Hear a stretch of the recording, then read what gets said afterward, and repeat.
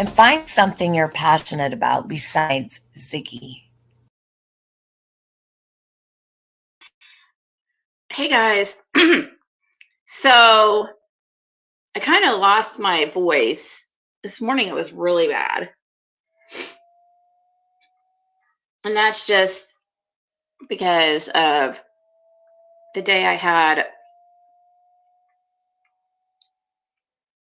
Sunday. I was trying to remember what day that was. So hold on, I'm pulling up the chat on my phone so I don't miss any comments. As my clock broke. I know I'm 20 minutes late. I saw that and I almost changed it. I'm like, screw it. It's been a rough couple days. Well, longer than a couple days. And I'm mad because freaking I blocked Jackstar. How did he get back in here? And I wanted to really quick eat the rest of my Mexican food from earlier. And I just realized, oh shit, I just dropped it. Thank God it didn't spill. And I realized after I bit into it a couple times that Jason had taken my food, like my leftovers, and I have his, so bummed about that.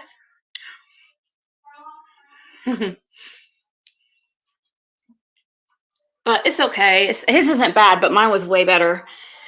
Mine was a shrimp chimichanga, and we went to this Mexican place that was like more authentic than what you see, like the chains that, and a lot of them aren't even chains really, like Mexican restaurants that you'd usually go to, or somebody would usually go to. This one was better. The food tasted, I don't know, it's just better. And it looked more authentic in the restaurant. But yeah, our food did kind of look similar, so I see how he did that. But because I ate a couple bites before I realized, I'm like, wait, this is steak. I didn't order steak.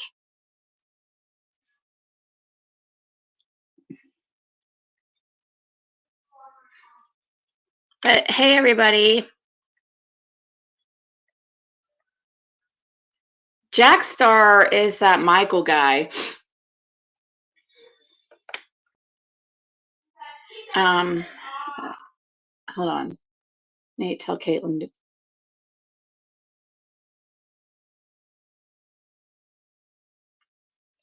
I'm scrolling back through your guys' messages. Make sure I didn't miss anything important.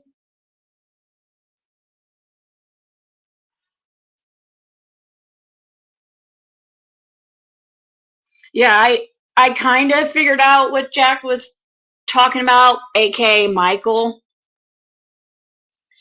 I think his last message was trying to say like he was gonna get a lawyer and sue me for defamatory remarks, or however you pronounce the word. And I commented about him one day, and that's been weeks ago. So, like, newsflash, Michael, not everything's about you. Why didn't you say that like days ago? That happened forever ago. And I'm sorry too to burst your bubble, but you can't just, I mean, yeah, you're not gonna get a defamatory lawsuit against me for that one. Those me showing things that people were saying online about you, or mentioning things that were said online. I obviously don't know them to be fact. I just said I found it crazy, all this stuff that was online about you. I guess you're just like a famous troll. According to Google, when you Google your name, that's it. I mean, everyone wants to interview Fred Hill now. They believe him. Well, that's what we were going to go over a little bit today.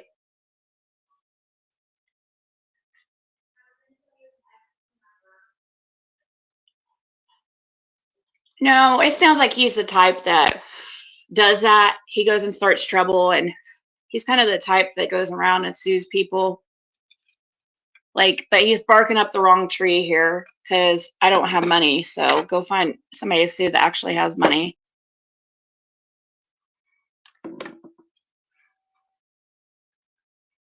Especially, yeah, not a good time to pick to sue me.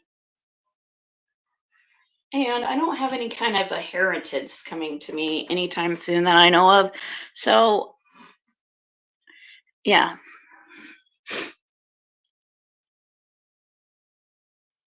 Doesn't who wear an ankle bracelet? Oh, Michael? Oh, I don't know. I heard cracking cases talking about Fred Hill, Cindy Hills. Well, I don't know, but I tried to.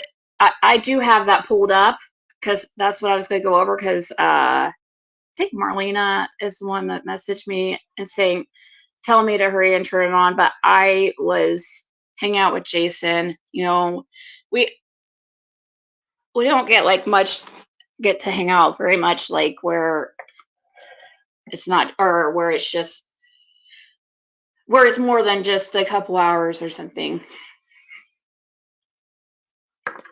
But Jason's the same Jason from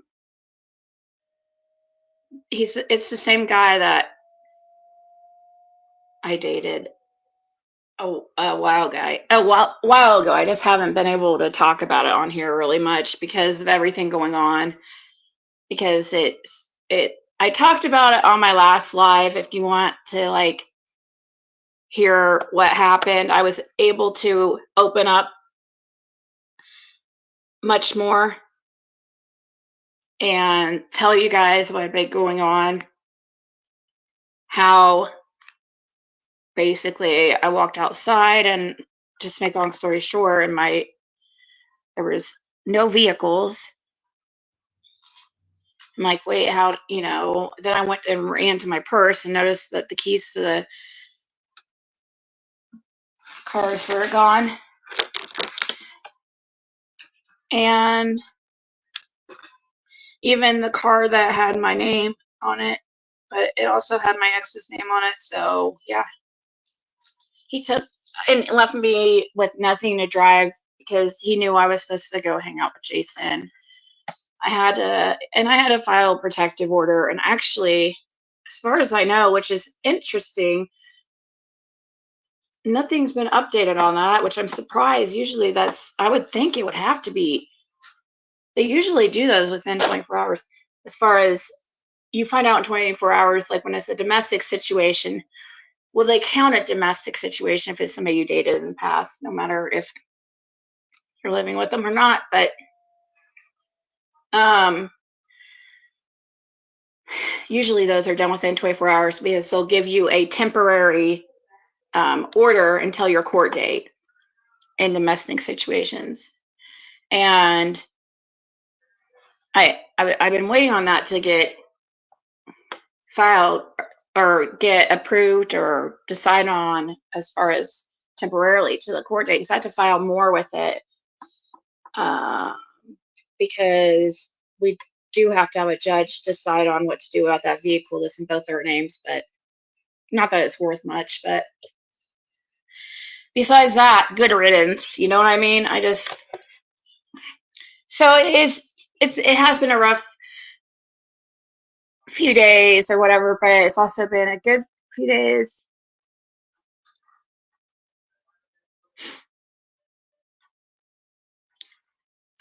Which live was great last night? Cracking cases.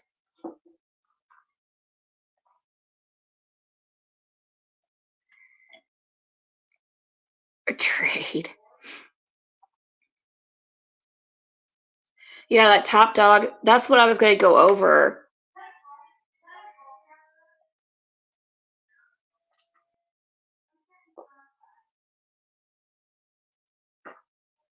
Shadow banning. I don't know what that means.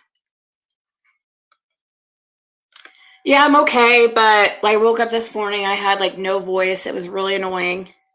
I sounded like a man. But it's a little bit better now because I was so upset that day. I mean, I came on yesterday. My voice, I mean, I could tell was strained. But this morning it was real bad. Because I was pretty upset. So I got kind of loud. Because when I get mad, I freak out for about 5-10 minutes, and then I'm done. But it's pretty explosive for that 5 or 10 minutes. Pretty explosive for those few minutes, but after you get through that, you're home free. Let's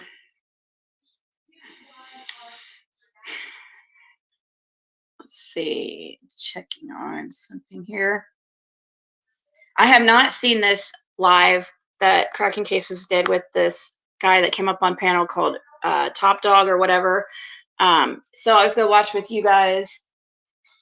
And I also want to make sure I updated people because I did have lots of text messages checking in on me and stuff. And it was so nice. I couldn't get to people. Like, I'm still replying to people who message me, and everybody's messages are from like Monday.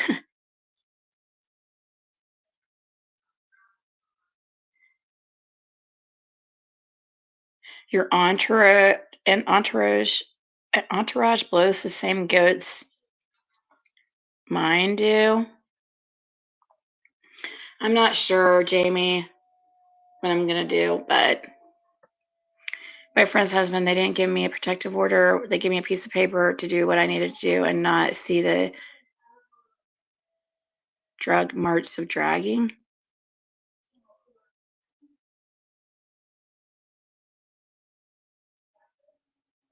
Oh, I don't know what that means, but I have already a protective order. Well, I didn't even check. Like, I haven't looked for a while to see. I also was looking earlier I heard that Candace Bly has a protective order against Don B. And I've been trying to find that also. Like, Indiana, they have a registry. But in Tennessee, it doesn't look like they have anything like that. So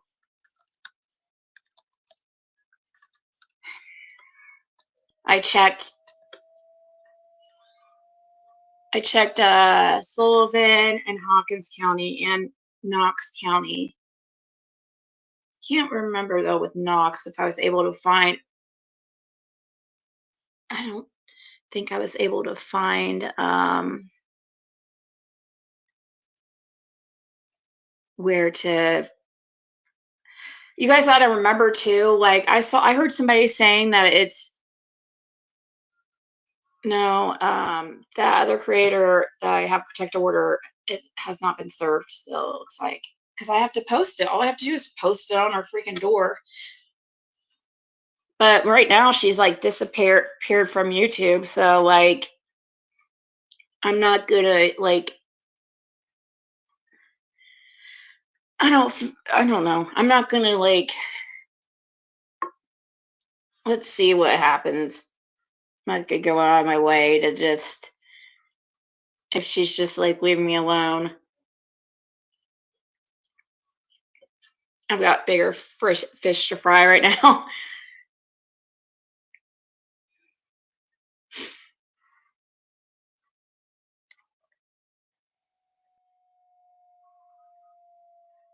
Hey, Judes.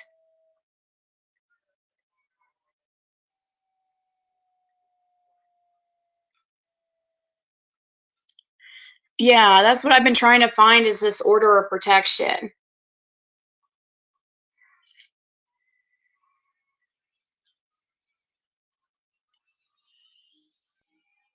Man, loud car.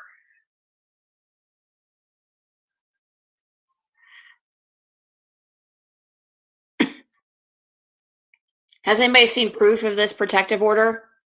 I mean, Dawn said it, but you can't just go get a protective order. So what probably happened, I know in Indiana how it works because I've had one successfully, approved and everything. So I know basically what you have to do. They do actually, especially in this case, in cases where the people don't really know each other and have not dated, have not really even met, right? Like in my situation, you have to prove at least two incidents. So if Tennessee did grant her an automatic temporary order of protection, um, they don't do that in Indiana for cases like hers, unless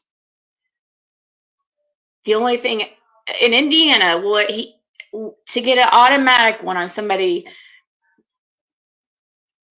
that you haven't been in a relationship with or dated or lived with, you have to, if you just put they're harassing you, you don't get an automatic temporary order. They just, like with mine, I later was like, man, I should have put stalking down because really she was stalking me, but I just put harassment. And so that's why I didn't get an automatic temporary order until our court date. But if it was filed in Indiana, I know it's Tennessee, but I don't know Tennessee's like really their laws. I haven't been able to look much into it. But here, Candace would have had to have put down to, if there is definitely an order, if there's proof of it's been seen that's active, then she would have had to put stalking. And there would have had been two incidences. So you can't file an order of protection in Indiana for just one instance of like somebody is saying something crazy to you or whatever. And of course, it's much more difficult when it comes to situations where it's online or it's, yeah, like Dawn B and Candace. So I would like to see proof. Now, I know Dawn B said this, but that doesn't mean that there's actual order of protection. Maybe they just have a court date coming up for the protection hearing order to see if the judge is going to grant it. So that's what I'm wanting to know. Is it actually active right now, or is there just a hearing for a judge to hear Candace's and Dawn's sides? Because it's not a domestic situation, and it's not as they don't look at those as serious.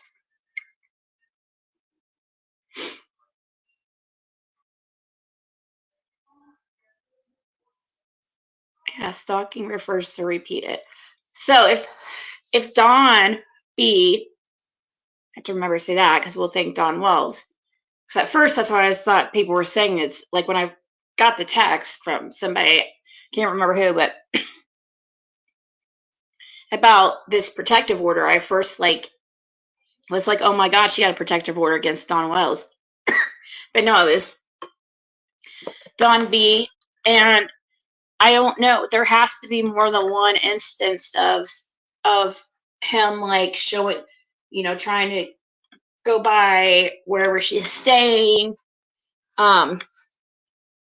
So I'm curious to see what she put down. Yeah, you can say, is it JLR? I did watch JLR, but it didn't give very much information.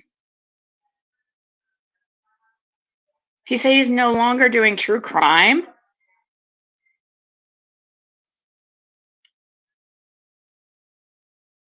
Church for Rick Hanford project. Although, as far as I know, Don B is going to court, so may only be a it will be a temporary order if it's an order. There's no way it would be a permanent. They're not going to give her a permanent. But it might be a couple-year order. Like mine was granted for 2 years against somebody I never met. So,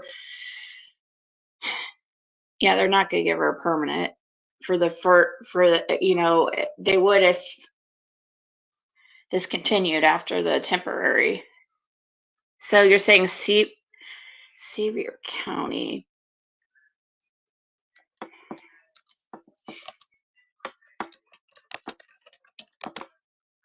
Court records.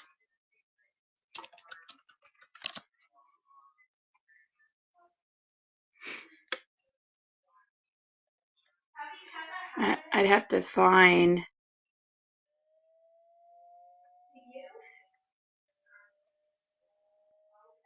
Has anybody pulled anything up as far as?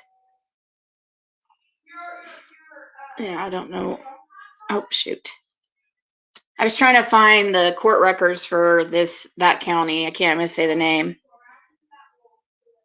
Oh, Dazed and Confused does? Okay.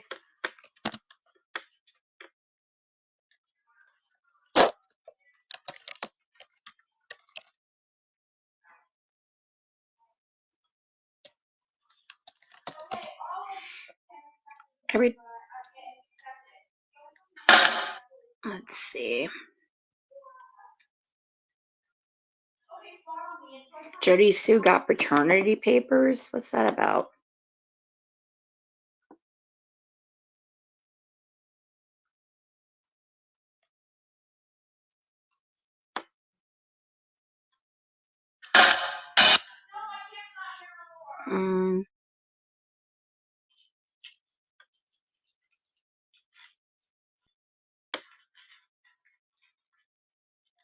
I'm trying to look to see if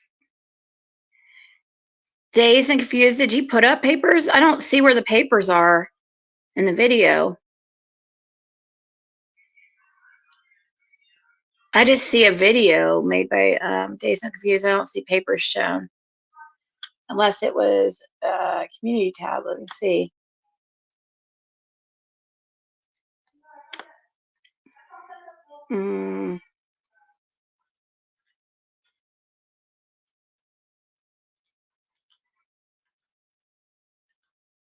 I don't see papers.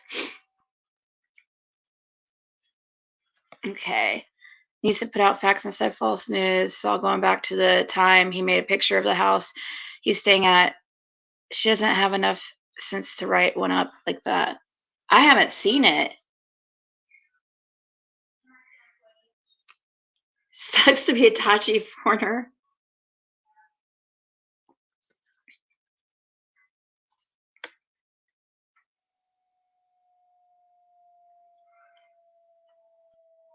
Well, good luck on your new job, Carrie.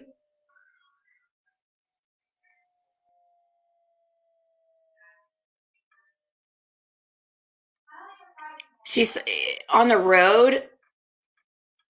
There had to have been more than that because there's no way the judge would grant that.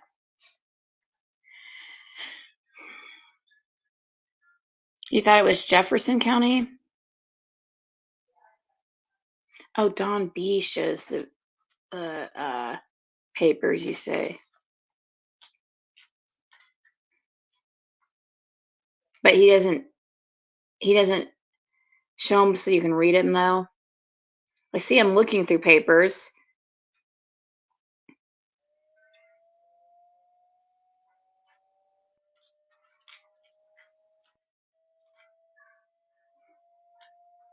I'm guessing there's just a court date because would he be on somebody's channel talking about it? Let's see. Of hers suggested she do this. I don't think Candace is all that smart to come up with this. Either way, I wouldn't worry about it.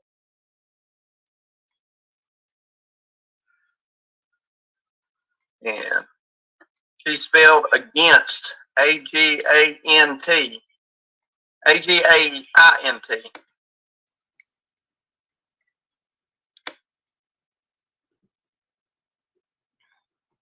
Yeah, she said he apologized, or she apologized to him.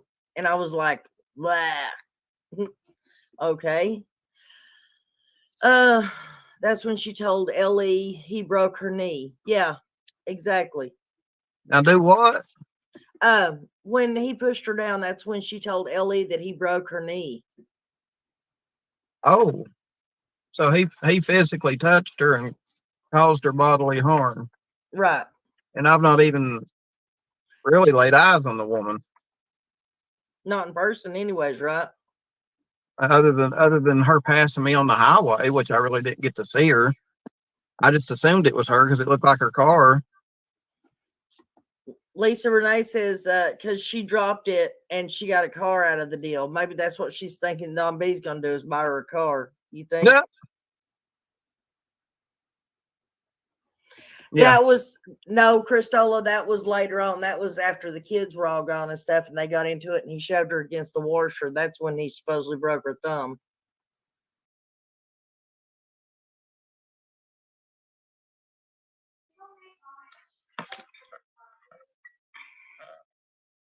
I don't know. Because he may have figured out where she's even been staying. Hey, Jen Hoffa.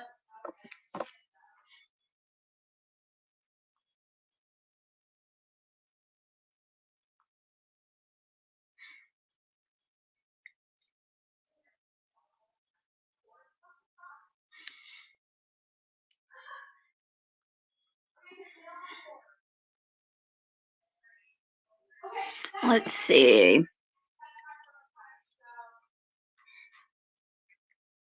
He didn't, I guess, post a video of it. He's been stalking. Oh, really?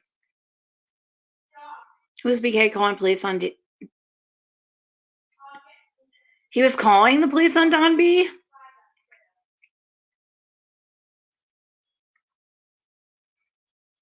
To see if the little girl is his. Why wait 14 years? I guess it's because of a child support. Don't you think?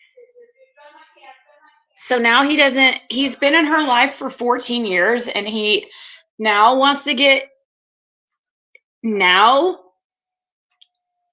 freaking try to get out of child support.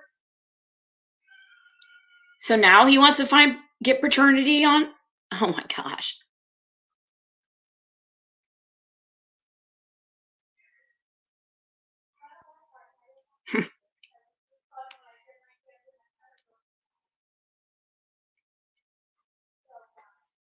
To kill BA? Oh, wow.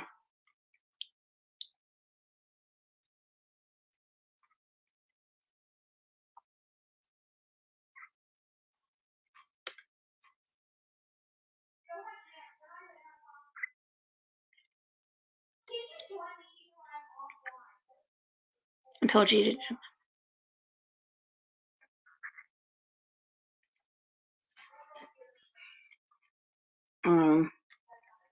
And I don't know about all that, but somebody told me this is when, okay, so last night on Cracking Cases, I hear it was really good when this guy that was going, I think, Top Dog or something. And so I want to watch this with you guys. This is Cracking Cases. If the mods can share Dazed and Confused channel, because I just played part of their video, and also Cracking Cases. Please, thank you. Wait, what?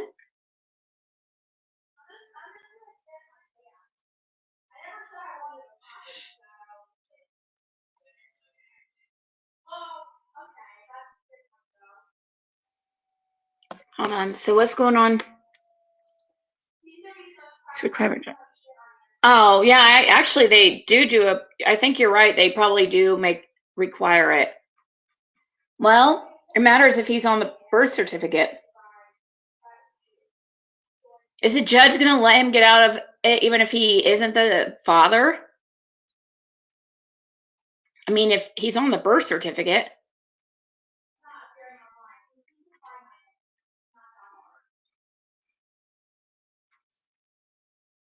Days is good.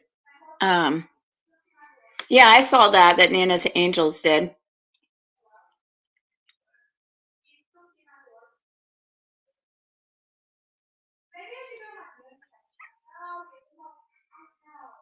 Andy was advised to file paternity and pay support in order to contact support. Yeah, that's probably a good idea.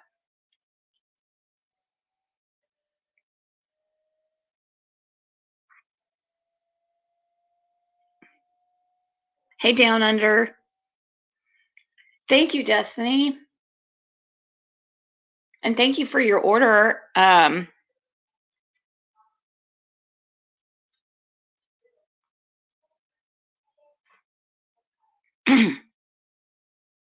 Oh, even if you sign. Okay. All right. So anyways, this is about somebody comes on to Cracking Cases panel and talks about, I guess brings up about Fred Hill, which is really, I want to hear what he says. I hear it was pretty good. So yeah, my throat, I just lost my voice kind of, but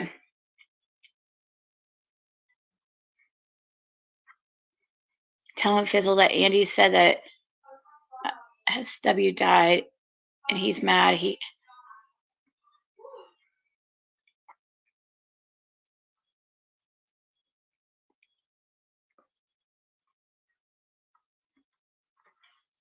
Wait, I'm trying to understand that Andy, his daughter, for telling.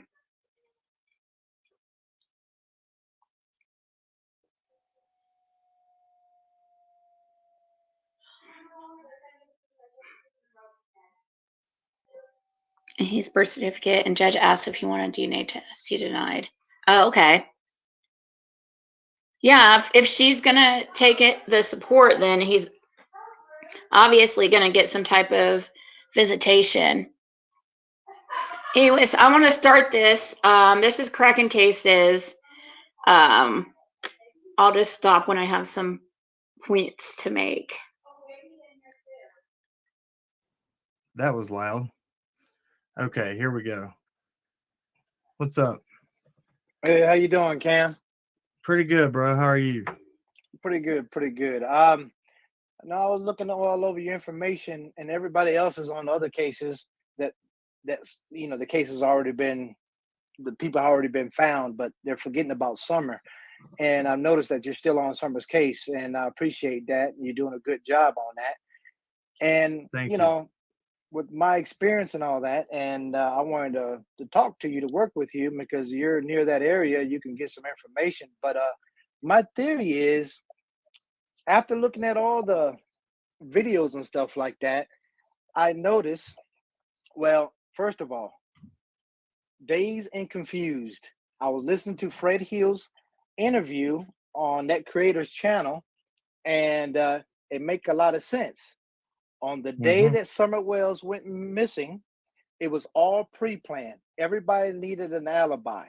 Okay. Andy had an alibi at work. Jody Sue with her kids in at her house or her cabin. Candace, her alibi was with her grandmother. I don't believe they never went to the swimming hole. And Don was at work. Now, here's the theory. My theory is it was pre-planned. Andy was the main culprit, and it was Breonna Tessler. Breonna Tessler was the young lady that was seen by Fred Hill coming into the holler following Andy. Andy, on his last live, he can't remember the vehicle he was driving. He was driving that silver Kia Soul. Okay. Andy cannot be in two places at one time unless he's got a twin. All right. That's right. So That's right. if you look at I think it's Scott H's video, Andy was seen on a dash cam around 3 something. And also Fred Hill was working on his truck, pulling a trailer, and he stopped in the middle of the road and he had his door open. Yeah. So he was blocking the road. So when Andy came up and Breonna Taylor was coming behind Andy, Fred Hill had to actually physically go out there and move his truck to let Andy by. And he saw Andy. So Andy cannot lie about that. And that was Right. around 3:30. So And we covered that where Fred Hill talked to Ziggy about that. Now you're talking about Breonna Tester that also got found. She's now deceased. yes. I did a video on Yes. her, and I got attacked Mhm. pretty hard for talking about her. But she, she was friends with Candace and all these different Candace, yes. people. She was friends with a lot of people from Beach Creek. That's not the most flattering picture of Cam. Here, I'll help him out On her there. Facebook. This top dog guy has really been doing his homework. He said everything like I would have said. So he seems to have been putting a lot of time into this because that's correct. I mean, the Dazed and Confused video did help try to, to make that easier for people to grasp, just to remember what Fred said. He had to, how and why he would remember Andy on that road that day. He had to actually move to let Andy by. So that's how he actually remembers. Now, about who the girl that came after Andy and went back there after a dark truck, which Fred said was out of state tags, but he can't for the life of him. He said it bothers him like crazy because he doesn't know what type of truck that was, like, Dodge, Chevy, Ford, whatever. He wasn't paying attention too much because it was the first vehicle that came back there. And nothing seemed really too odd, even though most people don't go back there because you're not going to see hardly any vehicles go back there, all the way back to the end of Ben Hill. But he didn't think much of it. But then when he has to actually physically move, because this time, Fred's in the middle of going from his place down to his mother's place, back and forth. And at this point, when Andy comes in after this truck, Fred's in his way and actually had to get back in the vehicle and move the vehicle to let Andy by. And he had totally forgot about that truck that was down there. Then, he's noticing things got weird because he sees now another vehicle come. It's just not normal in that area at all. I mean, there's no reason to go down there. There's only the Redmonds after Fred Hill. Nobody goes down there. So he saw a young girl, 18, 19 years old, he thinks with like dark blonde, light brown hair, but who's this? I mean, gosh, I don't know how he could remember that. I mean, maybe, I don't know. I wouldn't count on the hair color thing too much though, because I mean, I don't know how he would, unless he just started noticing things were weird and just started taking, you guys, when he saw me back there, not realizing it was me, he was like filming my license plate. You know what I mean? I was down by his house And he was like right behind me, and I didn't know.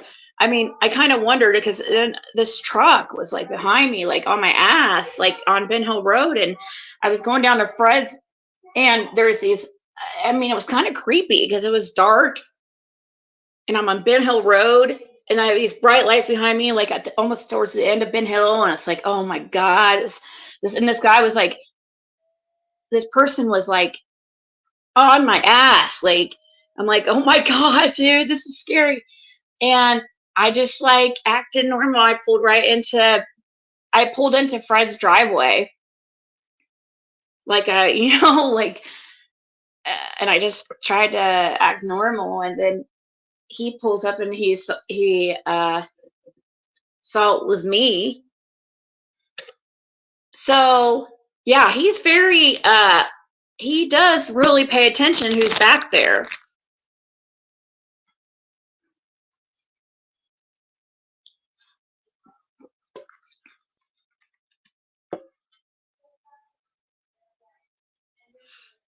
Tear down Jody Sue Page, her channel. I don't know what you mean, AK.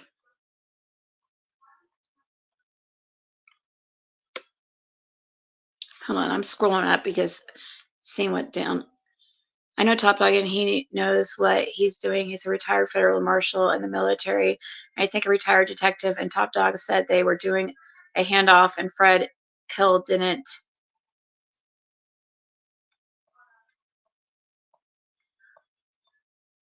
I'm looking for your next comment. Probably didn't know. Yeah. I mean, guys, I would almost, but I'm just like, I don't want to say it because like, but I would almost bet my life on it that Fred Hill has nothing to do with it. I would almost, that's how confident I am. But like, I'm just leaving that tiny bit just in case. But I am so confident, like as confident as you can be without actually knowing.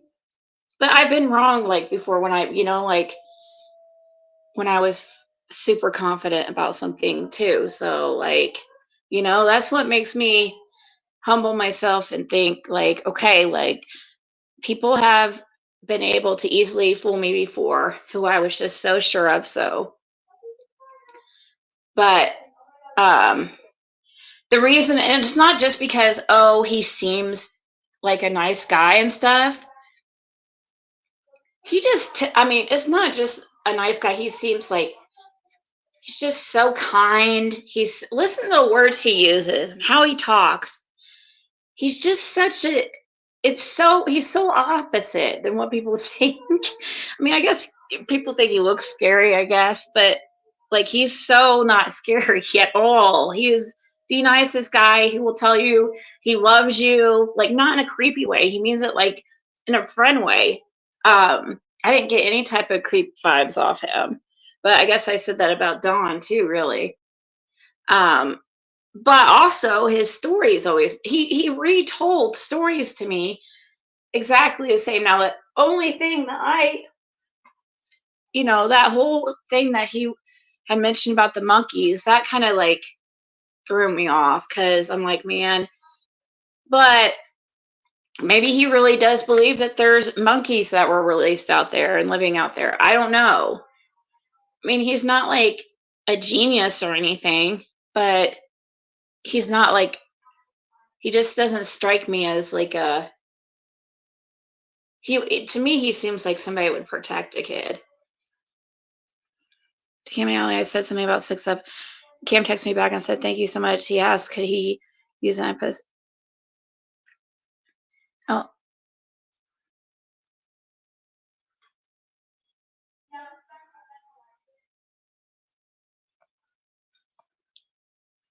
But Fred would have no reason to lie. But I guess, unless if he was lying, then I would have to say he would be involved in some way. If he's not a pathological liar, which I don't, He's not, I don't think. Like somebody who just lies a lie, then I would, yeah, I would, if I found out something was a blatant lie, yeah, it would make me kind of start to be like, man, start, really rethinking things. Because if you're lying when it comes to a missing girl, then that means you're hiding something, in my opinion. She had connections to Beach Creek. Yeah. Now, Ben Hill Road in front of Fred Hill's house, it if you go a little further up, it dips down, then it comes down around a sharp curve, and then it comes on Simpson Loop Road. And then there's a dirt turnaround area in that area right there. That's where they was parked at. Fred Hill moved his truck, let Andy by and Breonna Taylor by. They went down there. Breonna Taylor was waiting in that area over there. But there was also a dark vehicle with out-of-state tags that came in before Andy that Fred Hill saw. But he just can't remember the name brand or the type of vehicle it was. All he knows it was a dark colored vehicle. He also said there's a Chevy HHR parked on Simpson. There's Simpson Road that's on Ben Hill behind, and then there's Simpson Loop that's across Beach Creek from Ben Hill. So Simpson Road is behind it. Now it when you go up to there and go turn down Simpson Road to go to the end, it dead ends at a gate. Exactly. So that's where Jody Sue is already. She's kept track saying there's a car door that slams up there, saying her daughter heard it, and then she talks about the scream got muffled after that. But she's saying she heard the scream that Jody Sue said I heard it. But when we look at her text messages to Andy, she doesn't say anything to him about a scream. She says at 2 o'clock at some 2:10 or 2:30, she says that she heard a weird sound. That would, if that's the time. Summer and Candace and Grandma weren't even home yet. They got home at 3:09. Yeah, and then after 3:09. Then when and down there also Fred Hill's mother's trailer and property sits at. So Fred Hill went down there to finishing working on his truck or doing whatever he was doing with these vehicles that he'd be towing all the time. And he towed it down there and he was working on the truck. And that's where he saw those people sitting out there in those vehicles. So either Andy went to his house and then went back down and went around the dog trail and met up with Candace, and Candace handed off Summer, and Andy took her down and gave it to Breonna Taylor something, because Breonna Taylor was known to be in child trafficking and to save children. And maybe she got killed to keep her mouth shut because she got killed in that apartment. And there's still I thought the same thing. Yep. I thought the same thing because there is record of her saying that she took that one child and gave it. Yes. Yeah. A little I girl. saw that. Yeah. And that was the connection right there. Breonna Taylor. See, we got to find a connection with Andy, Jody Sue, and Breonna Taylor. That's why Tester, everybody. Its last name's Tester, Breonna Tester. Yeah. Breonna Tesla, exactly. That's why Don supposed to have left work to go home about 3:30. See, all this is going on because they already knew, and that's why Don was going over to Fred Hill's house to try to find out what was going on. What he was trying to find out what he knows, or up to 3 hours after. Yep. Exactly, and that's where the 2 to 3 hour difference is right there. And also, Jody Sue kept coming down the bottom of the hill to be nosy to see what's going on because they were all nervous. They already knew. And also, Fred Hill said that Andy and Jody Sue was burning a lot of stuff on their property for a couple of days. So were they burning Summer Wells? Yeah,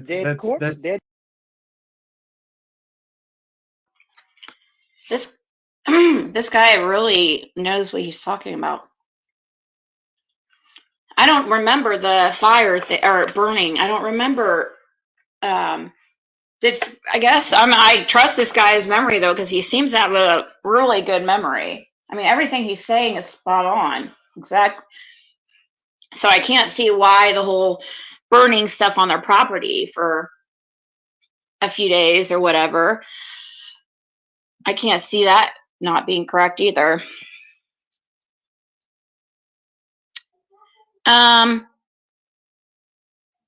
But he means tester. Yeah, I know. Somebody came in here saying that same thing, and I was trying to. It's like, wait, no, that's not right, Brianna. But yeah, I could see somebody. A few people have done that because their names do sound familiar.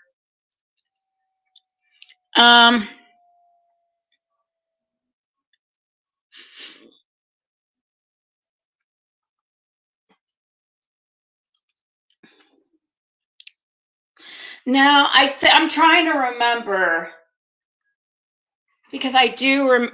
I'm trying to remember if.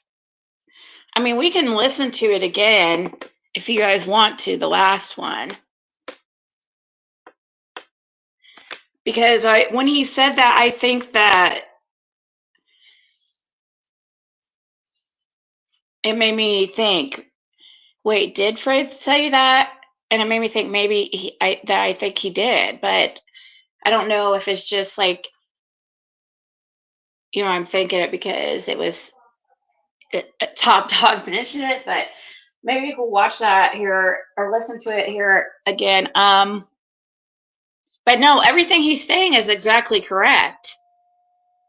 But he doesn't know if it's Brianna Tester for sure. Fred never said that. Fred never said Brianna Tester. Actually, I asked him if it could be her. I sent him pictures. I was hoping that he would. I thought I sent him.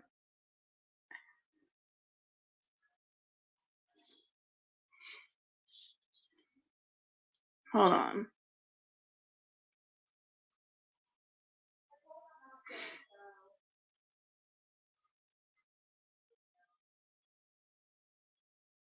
Here, he didn't respond, but I'll put question marks again. Right, he said a young girl. He didn't say specifically a name, but now it is a theory.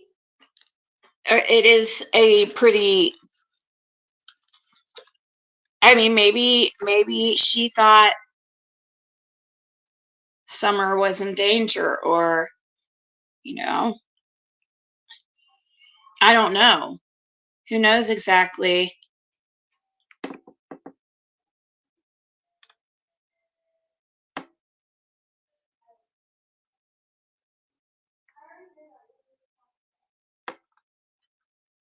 No, they never told me. They said I was just told. The lady told me on the phone that she's assuming that they were all animal bones because she never heard anything more about it. So that's all I got for an answer. Hey, cracking asses. But they have never solved her murder. Yeah, they didn't solve Brianna's murder, Brianna Testers. And it came out in the paper on front page. Does Brianna have any connections to Candace? Brianna, I think, yeah, Brianna does have connections to Candace. But I think the only connections like we've been able to prove is just through Facebook, right? Or has anybody proved that they actually like were friends, or just a Facebook relationship?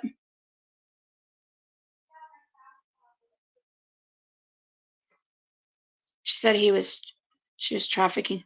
Well, she did because she got that charge. She got the charge for kidnapping a child. That's why. Hey, Lana. No, Bill and Kate.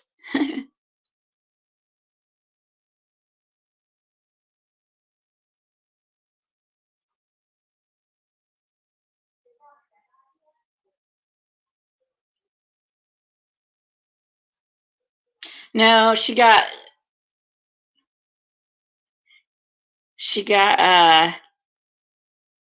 what does he start getting why do you guys think he's wacky? Does it get worse or something? Or does he get, because everything he's saying so far is correct. Besides, we don't know it was Breonna Tester, but you guys, it was already, that theory is already out there. I mean, it was on Dazed and Confused videos. I've looked into it myself.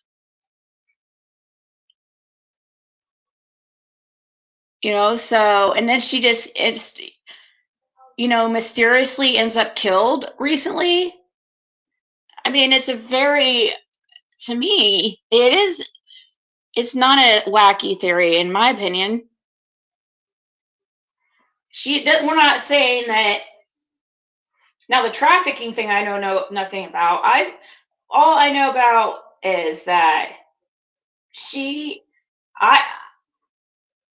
maybe she thought she was saving Summer, like she did with that baby. You know what I mean?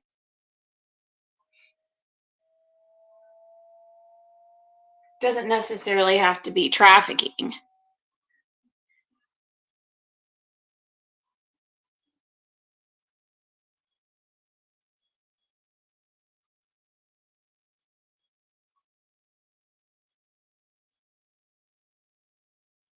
No, nothing anybody said is fact. YouTube. Dumpster fire. Nothing that has been said as a fact by anybody, really. Not even by Dawn and Candace.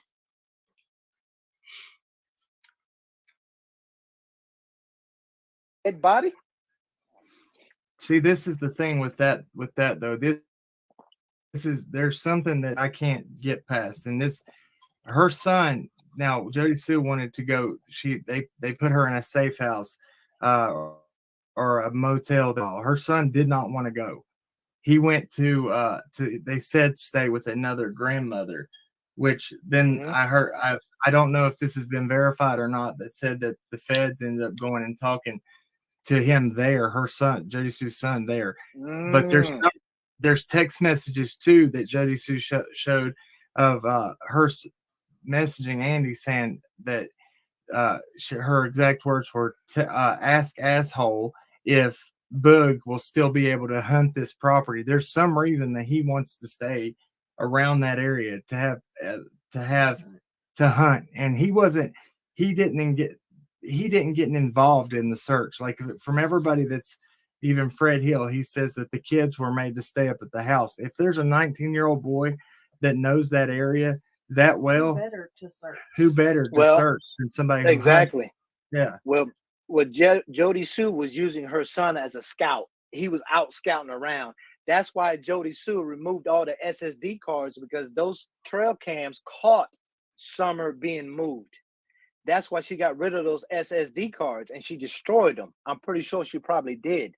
That was the only hard physical evidence, was those SSD cards. So, like I said, that's my theory. And those tracks was those vehicles, and also there's a little creek with a little bridge down there on the end of Ben Hill Road and Simpson Loop Road. That's where the dogs hit at. The police dogs also hit on the dog trails, because that's the route that Summer was taken out. Either she was unconscious due to the fact that they seduced her, and she was, seduced with drugs or alcohol or something to keep her quiet. And then they carried her, and that's why Candace probably went down there at the end of the Beach Creek. Oh my God, guys. Why didn't I ever freaking think about that?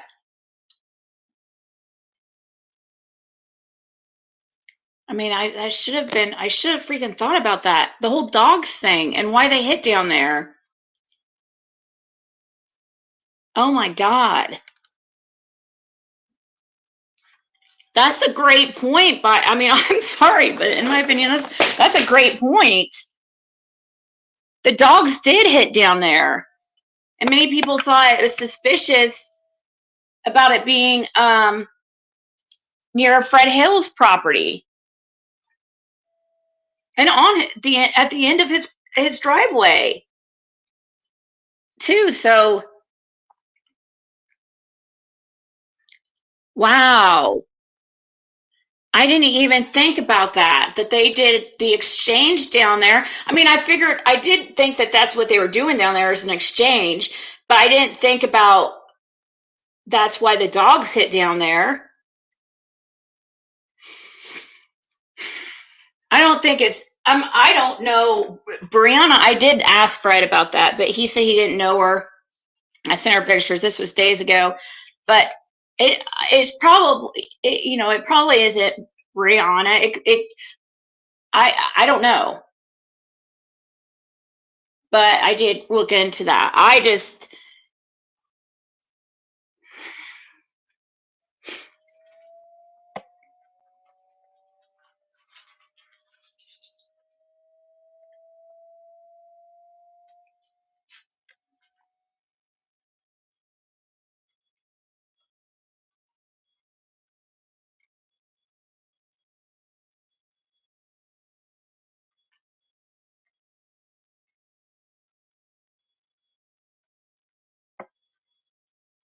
Yeah, I did hear that the kidnapping charges were dropped. Yeah, she thought that she was, I think he misspoke with the trafficking thing, and he misspoke with the seduce thing. Yeah, he did use the wrong word.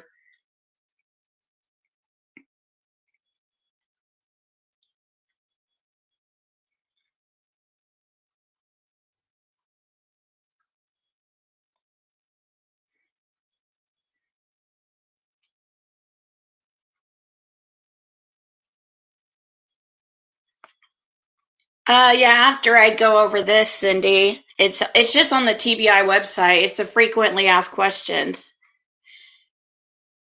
I mean, and that's if you believe the police and TBI.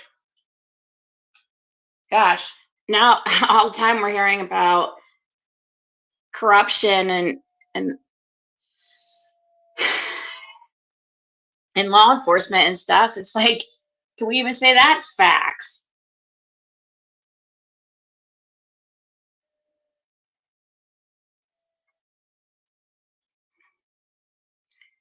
Yeah, it's just remember, Cindy, I've gone over it several times on here, because the reason why I brought it up several times, well, I say several, probably like, I probably pulled it up here about 3 times or so, at least 3 or 4 times, because and the main reason why I pull up the TBI, frequently asked questions about the Summers case or Summer Wells case is because I find it really interesting that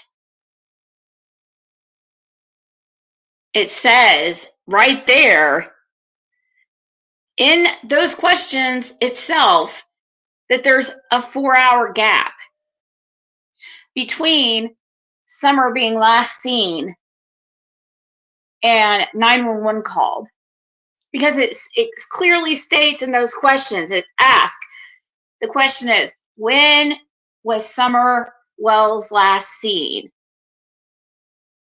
And it answered that Summer was last seen on June 15th, the afternoon of June 15th by her mother. The afternoon. Then you go down and to another question to ask, what time was the 911 call? And it mentioned something like around 6:30 p.m. So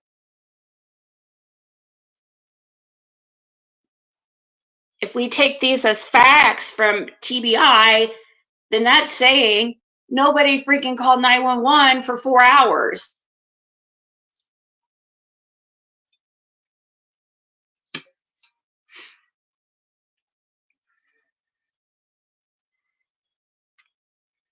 But I will bring that up because it does have like some good points, and they tell us the timeline without telling us the timeline. I mean, it says right there, she was last seen afternoon. That's if we're going by her mother. Her own mother says she last saw her in the afternoon.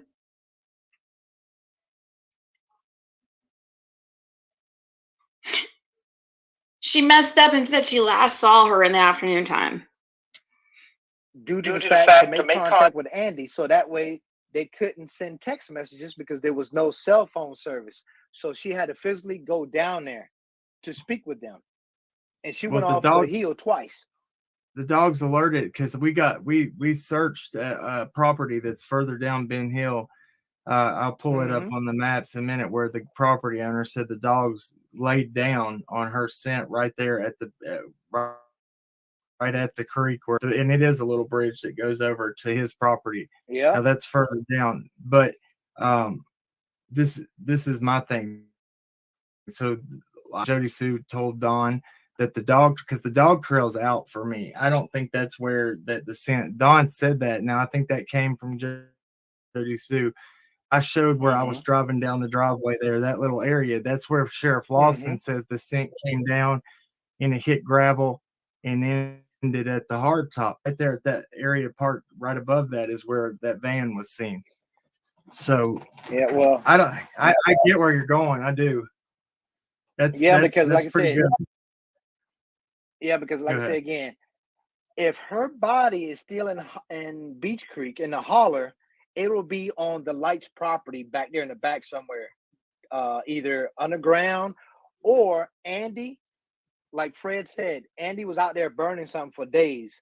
So were they burning her body, or did they bury her body back there on the Light property? And I believe that her body is either burnt. That's why Don kept mentioning, "Oh, I was here in the resurrection," or the body is no longer with us because he burned it up, or she's back there and in the Light property buried back there. But it all went down in front of Fred's eyes, and Fred didn't realize what was going on. Yeah, that's why they're so nervous and so angry at Fred.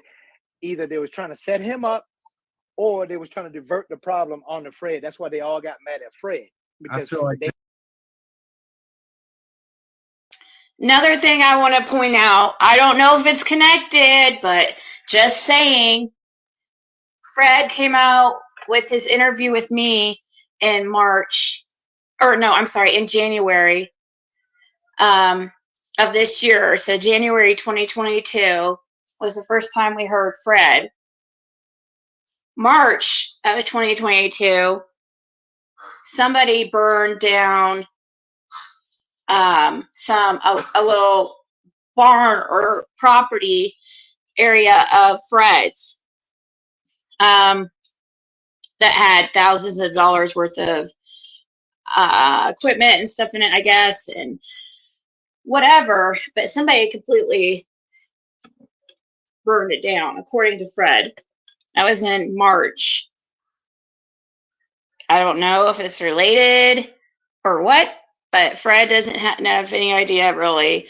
I mean, we talk about it in our interview.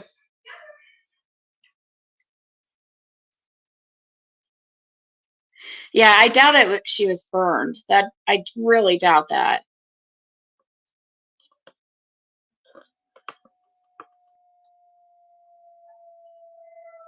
She's all about the tracks in the area before the dogs hit on the area. But I didn't even think, though, that like messes with me, though, now thinking about how that's why Summer, I couldn't explain why the dogs hit down there. But duh.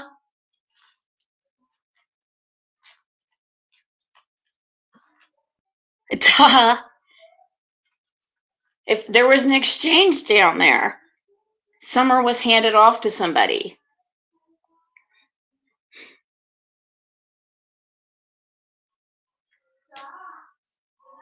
I wonder, well, the dogs didn't come it wasn't even, when was it they had the dogs out? Next day?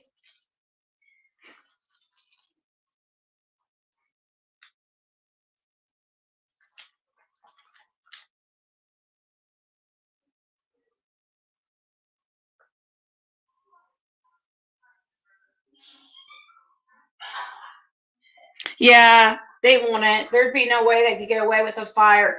But Fred said that they were burning things over there for days after she went missing. You would think that that would be, I mean, there was cops and stuff all around there too. So I don't know. If Fred did say about the burning, I think he might have. We could listen to the interview again if I.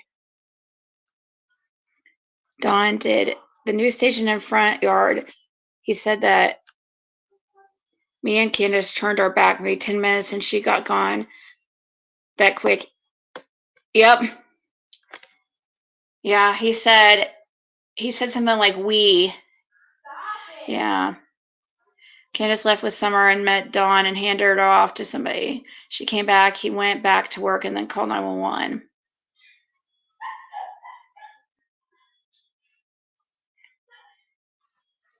It's never released the basement theory in April. What's the basement theory?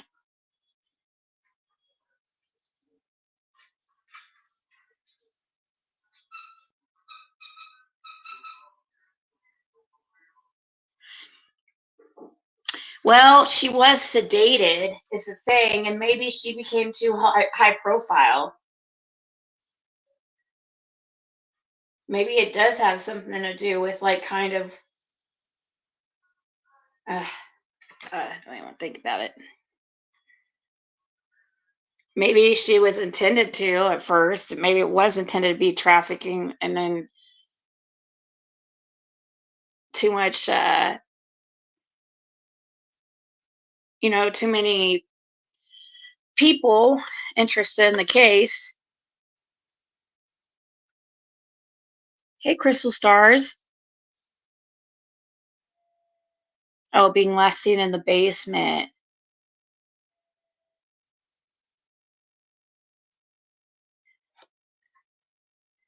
Dawn went to work, let Easy met up with him to hand her off.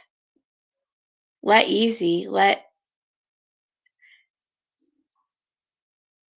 No, we don't even know that she was sedated. We just are going by, that's just a theory. We don't know she was sedated. We're going by claims of her being sick and asleep in the back seat.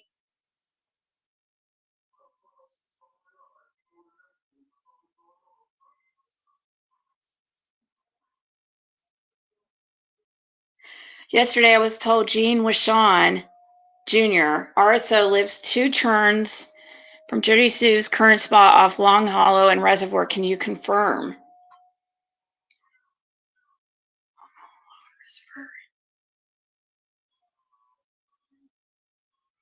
Yeah, I could try to look that up while we watch part of this video. Who is Gene Wishon to Brad? Is he, like, what relation? Is he Brad's brother, or? I do know that where you're mentioning, she does kind of stay near that area.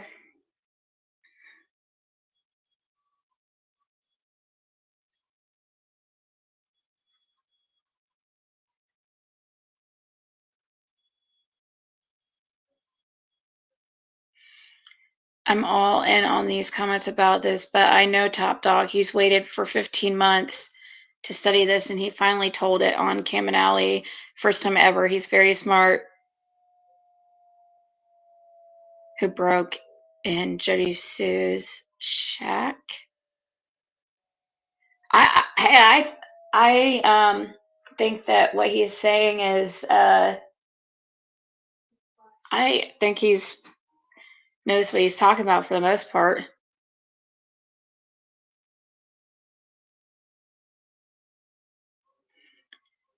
Someone go their whole life, 62 years, with no mental issue, have a psychotic breakdown, and then be diagnosed with schizophrenia? Oh, wow, that's great. I don't know. I suppose. I don't know, Lady CG, can you go your whole life without being, like, can you go basically not like 60 years without having any really major mental health issues, and then have a psychotic break from like a breakdown or a mental break, you know what I mean? Something very like that sends you over, and then can you be schizophrenic after that?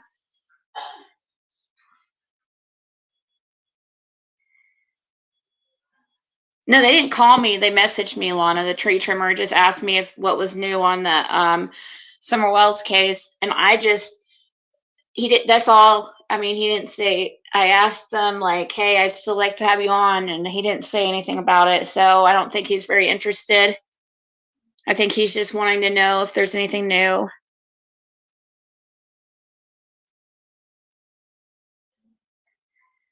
They diagnosed your sister with schizophrenia. Yeah, but didn't her son just pass away? Yeah, I don't think so.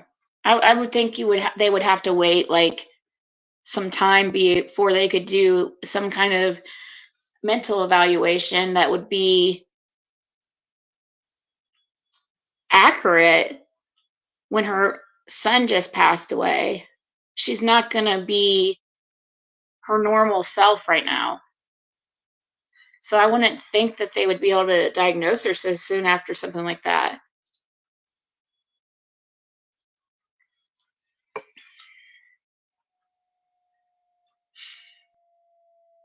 Oh, not that sister.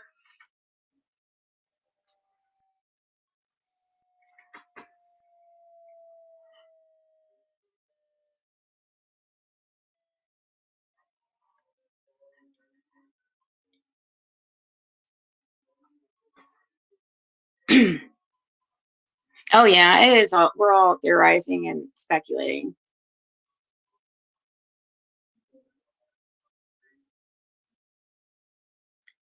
Yeah, but at 62 years old, though, that's like, I mean, yeah, they don't diagnose it as in children usually, but still like 62.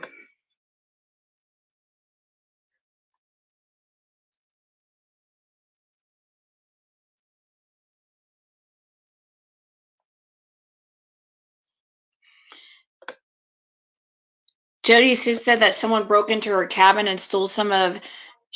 Every time I see SW, I think Shanann Wells or Shanann Watts. That's what how we always put her name, SW. Summer Wells. So you said Jody Sue said that someone broke into her cabin and stole some of Summer's evidence that was the feds. She's going to see the judge in the morning. What?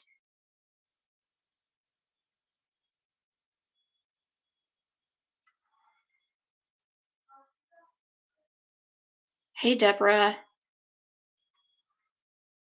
I do want to look into what Connie said, though. That's why I have a comment on the screen. I haven't highlighted anybody else, so I don't want to forget. But did Connie say who Gene Wishon is to Brad? Or is that his dad?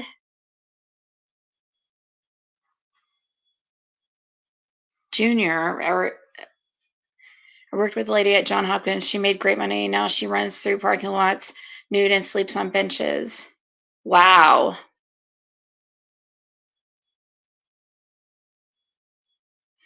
Yeah, I guess the cabin she is now. I don't know. Yeah, I wouldn't think she really leaves. Brother. Okay, thank you, Jen. And now the feds are stalking, harassing, and breaking into her house. I think she's having a mental breakdown. What?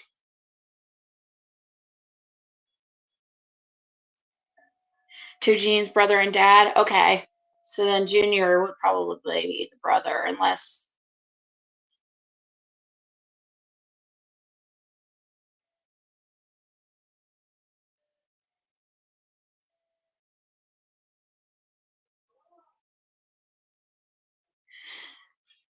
Yeah.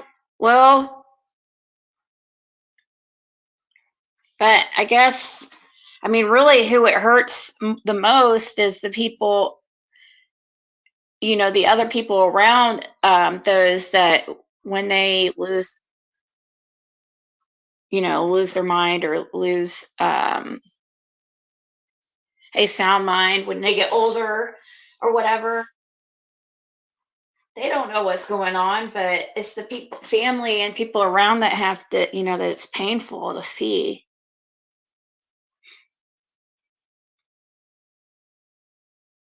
They That's right. know. Uh-huh. And Fred knows what happened. Well, he saw what happened, but wasn't realizing what was going on. His story is corroborated too that Mhm. Don was there at his house 3 hours after Summer went missing. Don went down there and was talking to him. Why was he Yeah. able? Why was Don Wells able to move freely, come and go? Mhm. That was strange. I think there's a lot big cover up than people Yeah. realize. I think there's a lot of And things that are, yeah. in one of the videos, Don said that he was out there he went to lunch or went to his house about 3:30. So Andy was around that time as well Which there is at the Don, holler seen by Fred. correct.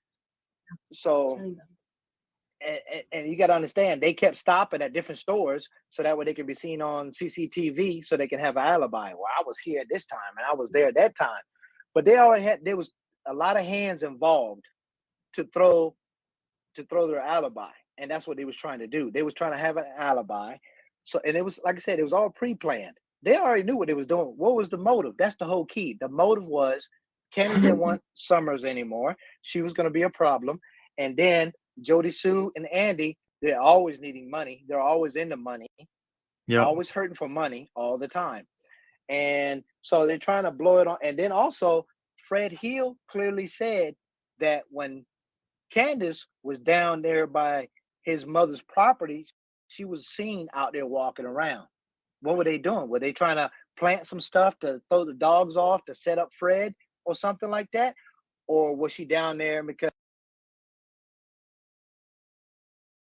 she was seen down there trying to, you know, talking to Andy and Brianna?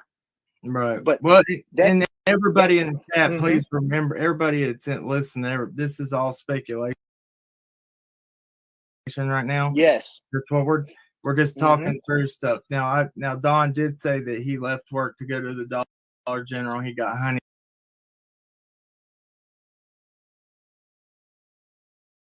buns at 3 and Mountain Dew at 3:30.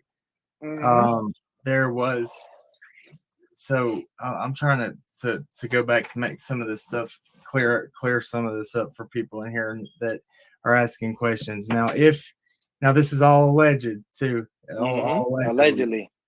So allegedly, Fred says that he sees that white HHR sitting across the road from Ben Hill Road. That road sitting there. He said he saw some guys that were sitting there.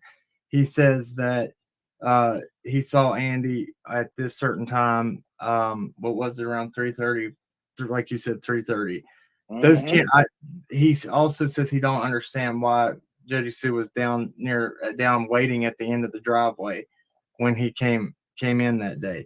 Why, nobody's yet to answer that. I don't understand that either. I think that, like I said, I think she was messing with some cameras, something.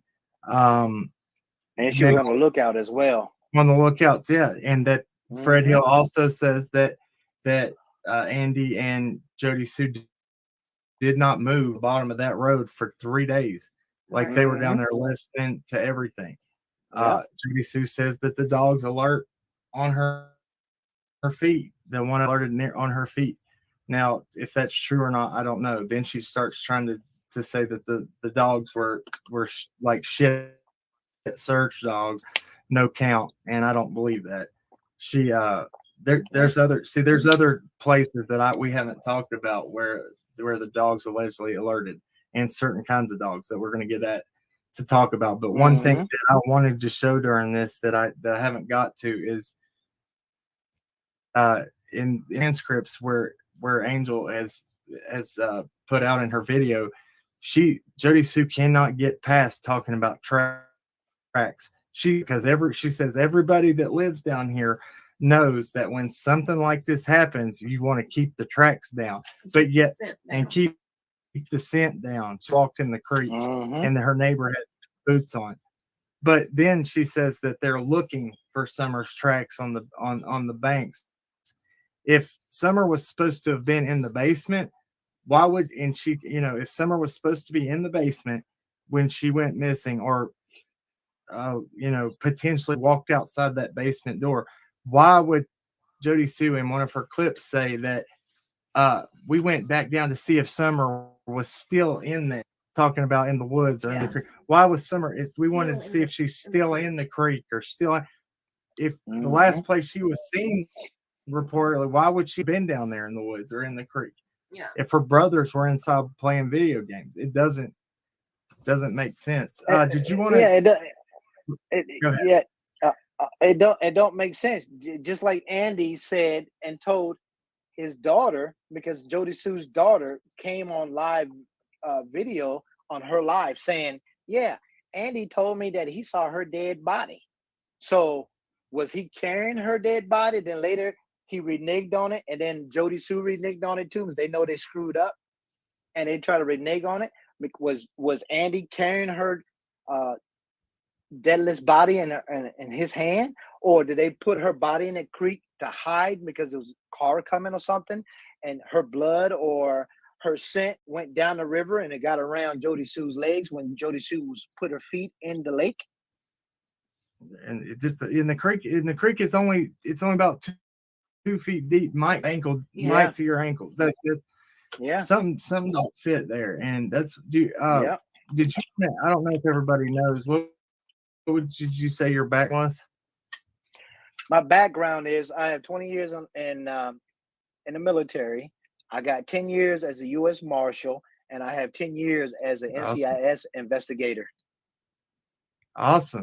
That's awesome. Dude, that is awesome.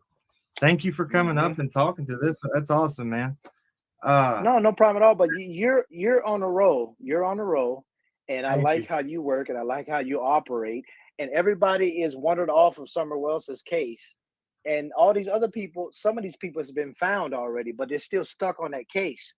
They don't let law enforcement do their job. But right now, we need to focus on Summer Wells because she's important. We need to find out what happened to her or where she's at. That's right. And and if that's what I feel like a lot of people that might be either involved, and I'm not even going to say, look, we've found a lot of corruption with the law enforcement, local law enforcement there, but I feel like the more people move away from this case, the quicker they can sweep that up under the rug. Exactly. And if you've been in law enforcement, you know that there is just as many good ones there's bad ones that go in there. Oh yeah. And that's the whole key. They're not, though, Hawkins County and some of these people that are law enforcement that work in this case, they're not using their brain. This is, to me, they are going by what other people are saying, and so many people are involved that it's throwing them off with so many theories and stuff like that, and it's throwing them off. If you watch all the videos of what all these people are involved are saying, they're telling on themselves. They are. Like they said, the pudding is right there. That's all you got to do is read it, look into it, listen to what all these people are saying. And Jody Sue is very nervous. That's why she stays online and tries to throw people off. That's right. And put a lot of details out there. And if she goes into detail, but then later on she doesn't remember another thing, that's just like Andy. He doesn't remember what vehicle he was driving that day. Come on, man. Are you serious? That's exactly what I said. Yeah. I have a problem with that. Yeah. How many? So we know that there's three agencies, TBI, FBI, and Hawkins County, that are going to be questioning him. You're going to be telling that story multiple times of what you drove. He's going to be doing his daily events to them. That's something that I feel like you won't forget. Well, see, the whole key with Andy is he said he was at work all day. He said that many a times. But then Fred Hill saw him. So how can he be in two places at one time?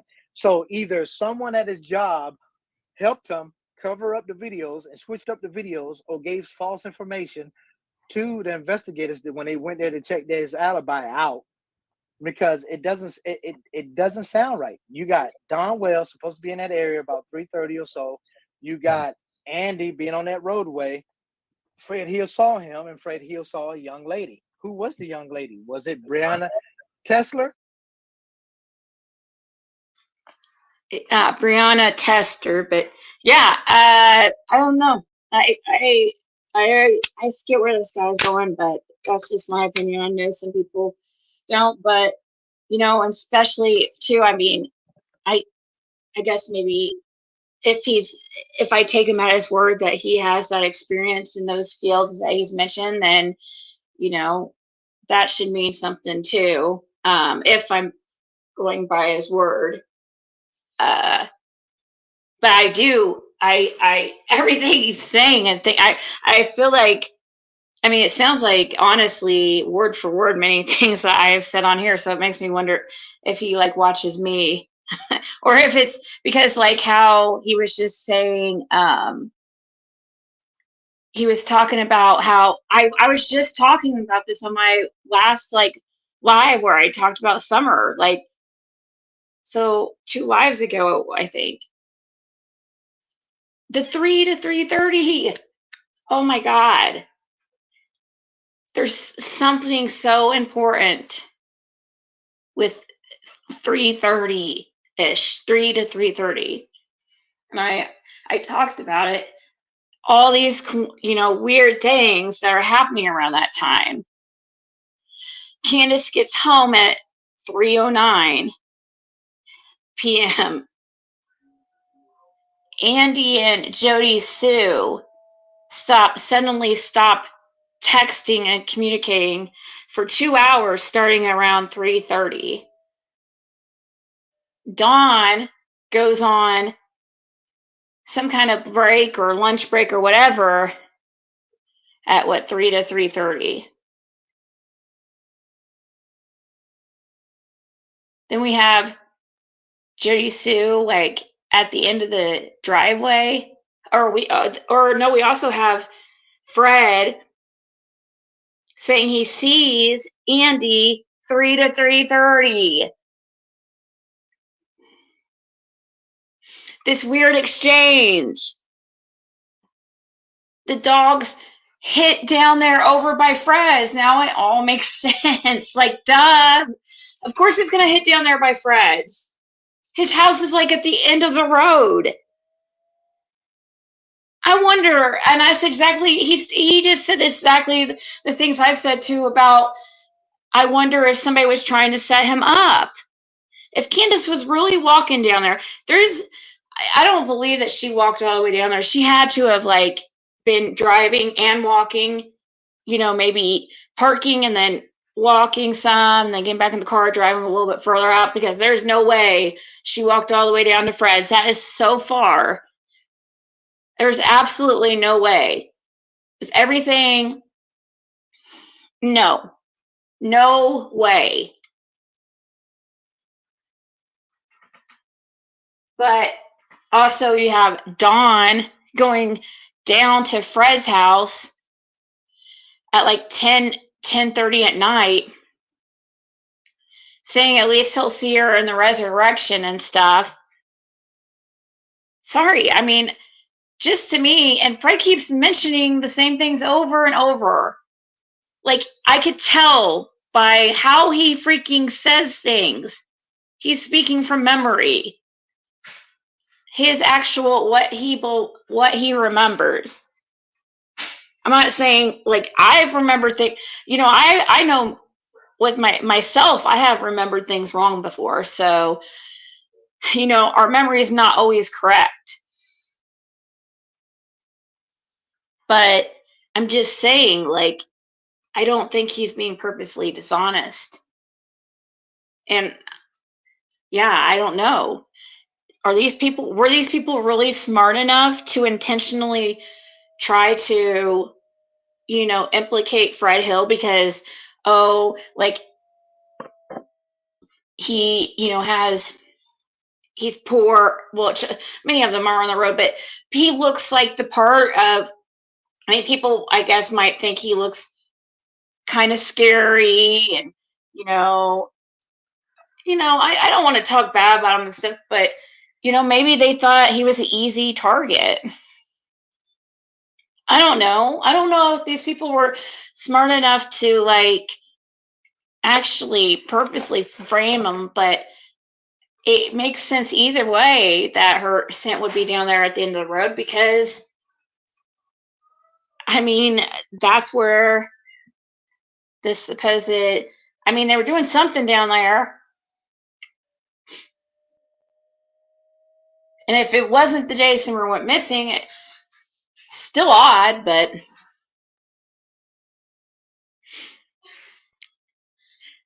showed a trail cam the other night on Alive, and the SIM card was still in it. I think she's trying to make an excuse to why it is now gone. Oh, really, Connie? And I'm also looking into that, what you asked, the question on the screen. I am looking at the sex offender registry. I'm trying to find, because that Jean Wishon I know is on the registry, and I'm trying to find what the registry says.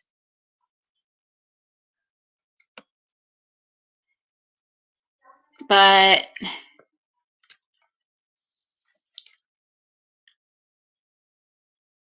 so I'm looking into that still.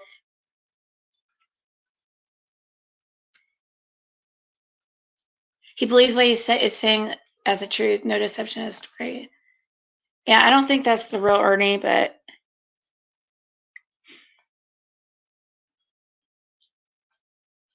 I don't think he looks scary. They all look like that on that road. Remember those other two guys in the middle of the road? So there are two guys. I'm trying to think who you mean by other two guys in the middle of the road. Oh, that JLR was talking to in that car?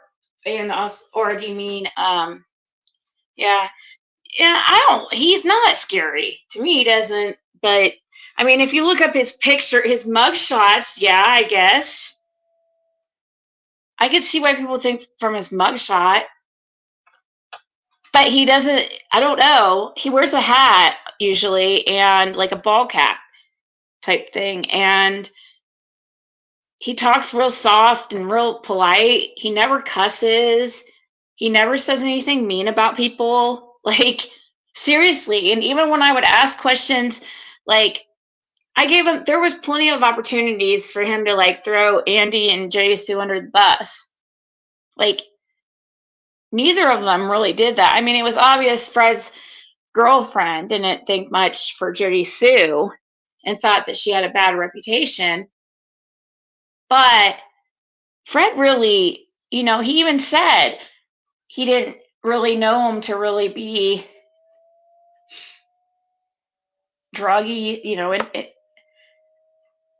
never, he said he didn't know anything about them being, having a reputation for drugs or anything like that.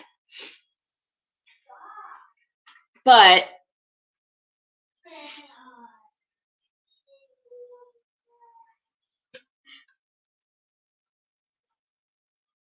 saw something on Facebook the other day your chat may find interesting. Okay.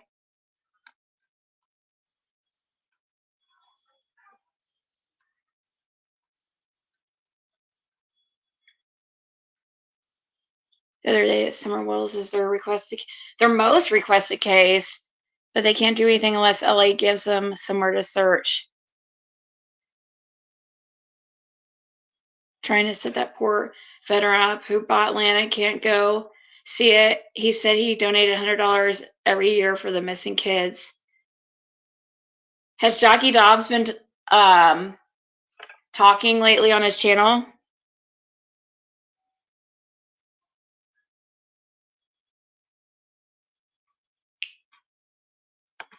They're both really nice. Fred and his girlfriend are both very good people. I would think out of either of them, if you're going to be scared of either of them, it would be his girlfriend. I mean, she's definitely probably scarier than he is, I guess. Like, I don't even think she's scary, but I mean, she'll even tell you that. She even said that Fred gets taken advantage of all the time because he's too nice.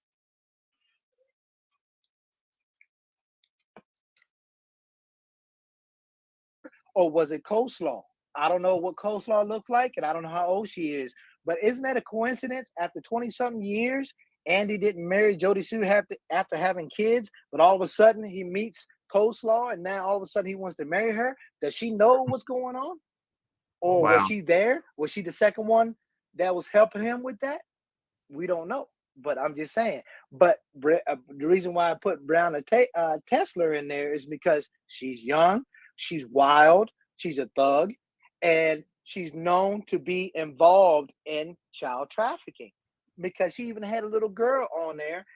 And so she's involved. Yeah, because she connected to Candace Wells. And also, we need to find a connection with her and Andy and Jody Sue. All three of them, they got a connection. I don't know how we're going to find that, but that's a connection right there. So next time he has a live, I'm going to call in and I'm going to question him about that and see what he says about that. I think there's one scheduled at 10 o'clock tonight. Really? Well, it's probably going on right now. So he's on my time, so it's probably going on right now. Yeah, I'm going to question him on that and see what he says. Because if you notice, when you got his back to the wall and you start asking him questions and you're on the spot, he gets nervous and he starts to get upset. And then all of a sudden he wants to throw it off and wants to hurry up and hang up the phone. And he doesn't remember. Yeah, exactly. For me, exactly. He actually one time, because I think he got put in a corner to answer on one of the live CSI. He answered one question for me. Then he showed up in a chat that I was in, and I asked him something in the chat, and he just disappeared. Mm-hmm. He just left the chat. So yeah, he don't want to answer the hard questions. Like I have questions about Fields Road. Why did law enforcement had Jackie Dobbs' phone number because of the altercation they had on the 14th? Why did Andy call Jackie Dobbs on the 16th and say he needed to get a hold of law enforcement at the TBI? Why would, if law enforcement knew that there was a guy that is not regularly in that area and that has an altercation, the law enforcement are going to be calling him. Why did Andy feel the need to call him and tell him he needed to call him first? And why did Jody Sue, Andy, Don, and all them went looking for him at different hotels? Because they were trying to throw the case off. They were going to blame it on him. Fall guy. Exactly. Either he was going to be the fall guy. It's just a coincidence that he was there earlier than Andy and he ain't supposed to be there. And it just so happened that his dark vehicle showed up before Andy and that young lady did on Ben Hill Road. And Fred Hill saw it. It all unraveled in front of Fred Hill's eyes. He just didn't realize what was going on. But as time has gone by, he's starting to remember a lot of stuff. He's very credible. You got to listen to Dazed and Confused and listen to the Ziggy and Fred Hill's interview. That is a very good interview. There's a lot of key evidence in there. Yeah, we've played that interview over and over on here, and we went and look. A lot of people were like, "Oh, Fred's not credible." Well, we've proven a lot of things that Fred has said as being true. You got to understand, Fred loved kids. He liked kids. Fred liked kids. He didn't want to harm any kids. Yeah, he might have been a drug addict or whatever he does in his life, but it doesn't matter. All because you're a drug addict does not mean you're not truthful. Yeah, there's going to be some deception, but at the same time, look at his age. He ain't got no reason to lie. He ain't got nothing to lose. No, so why is he going to lie? What were you going to say, babe? I was just going to say, out of all of the people that we have heard from so far, I feel like Fred has been the most credible. Fred has. Out of everybody in that general area, Sam, we don't know each other. We don't do that. Yep. Fred has been the one that's been straight up and said, this is what happened. Jody Sue did this. I think Jody Sue was driving her mom's truck just a few days after and said to Fred, "Oh, they're never going to find that truck." Because that person could take that ladder rack off. She says that up to like a couple of days or maybe the day after to Fred. Why say something like that? Yeah, because Jody Sue knows, and that's why she's on your case because you're very close. You're Yeah. close to solving it. You got some details in there that she knows that you know. That's why she's on your tail over it. I think She so. knows she's guilty. Yeah, you are right. Look, man, we've had death threats and everything. They've come at us hard, Yeah. and I know that they're when you get on the track somebody's case like that, they're going to be threatening. And we've had threats from people that would only have certain information if they were in law enforcement, and we've seen this same person in her chats talking to her. That's in that area knew where we were searching, when we were searching, when we told nobody, and they would comment that just to show that they knew you was being watched. And not just that, Jody Sue and Andy, they are connected to something big, either child trafficking and drug dealing, big time. That's right. Yeah. Hey, we're looking into all that right now. It's funny you said that. We're gonna be actually doing a live on that soon. Thank you, Top Dog. I appreciate it. I'm gonna cut this one because we're at 2. I like to keep them at least at 2 hours 30 because it is 5-6 hour lives. It's hard to watch. I got you. No problem, buddy. Hey. Yeah.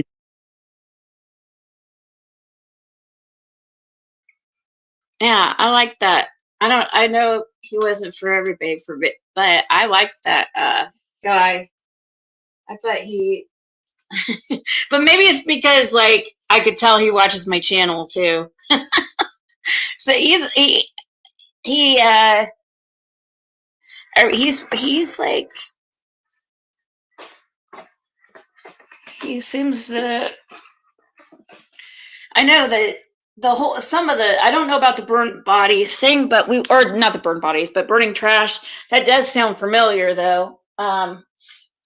So sorry, I'm kind of moving around here, but I did pull up the Fred interview. I figured, well, how long is like part 1? I'm still looking into that.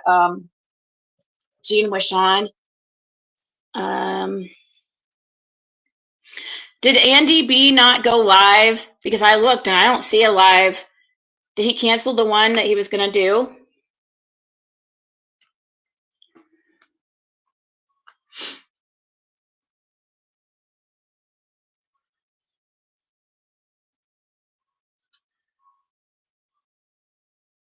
That screenshot. Oh, tomorrow. I was like, what's TM? It's like, is TM in here?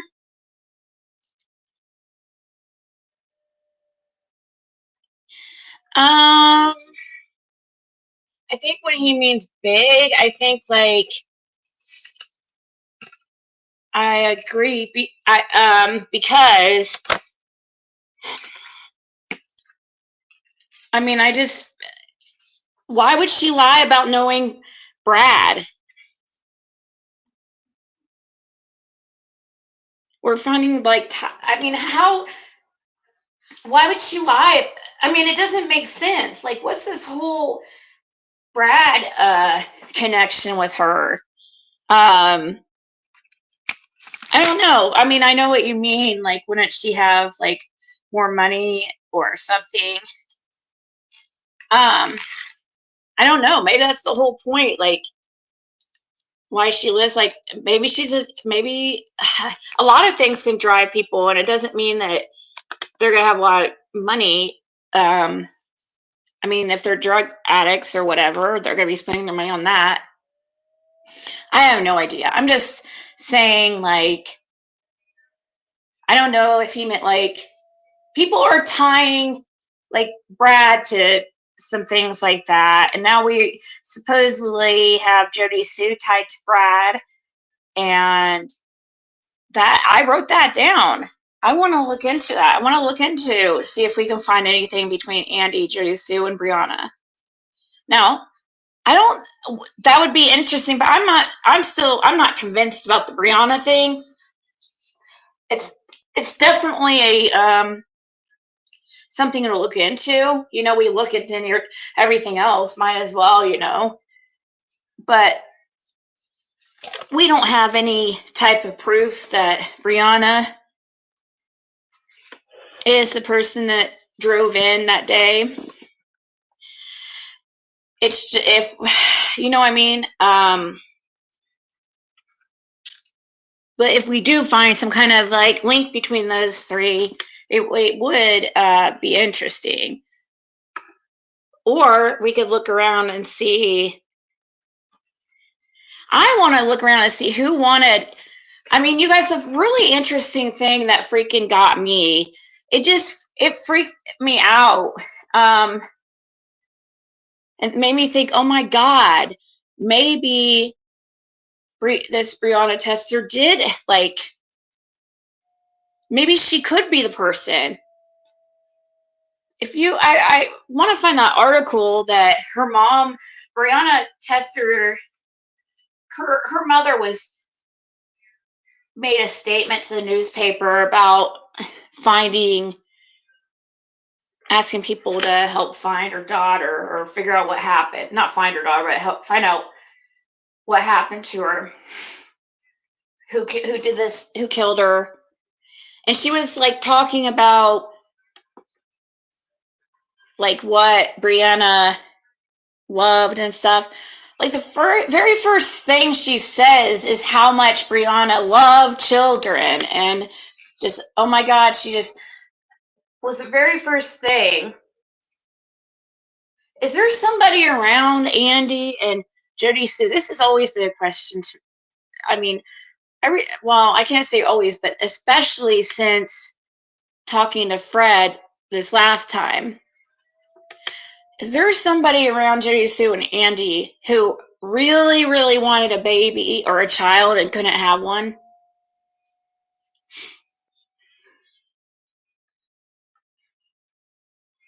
Really, really wanted to have a kid and couldn't have one, or so a lot of times that's where my theory goes.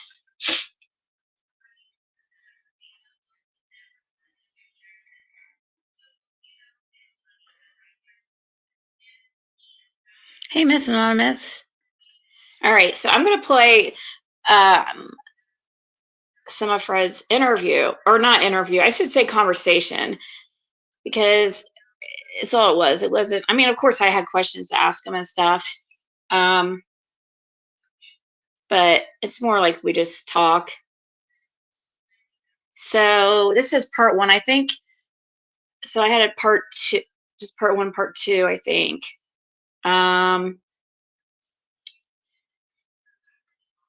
But this is 37 minutes. We'll see. I don't know if we'll listen to the whole thing, but here we go.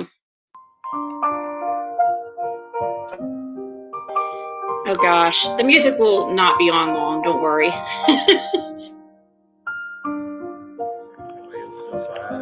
They may need Something a a little lawnmower or something other, and want to buy it or want to trade it.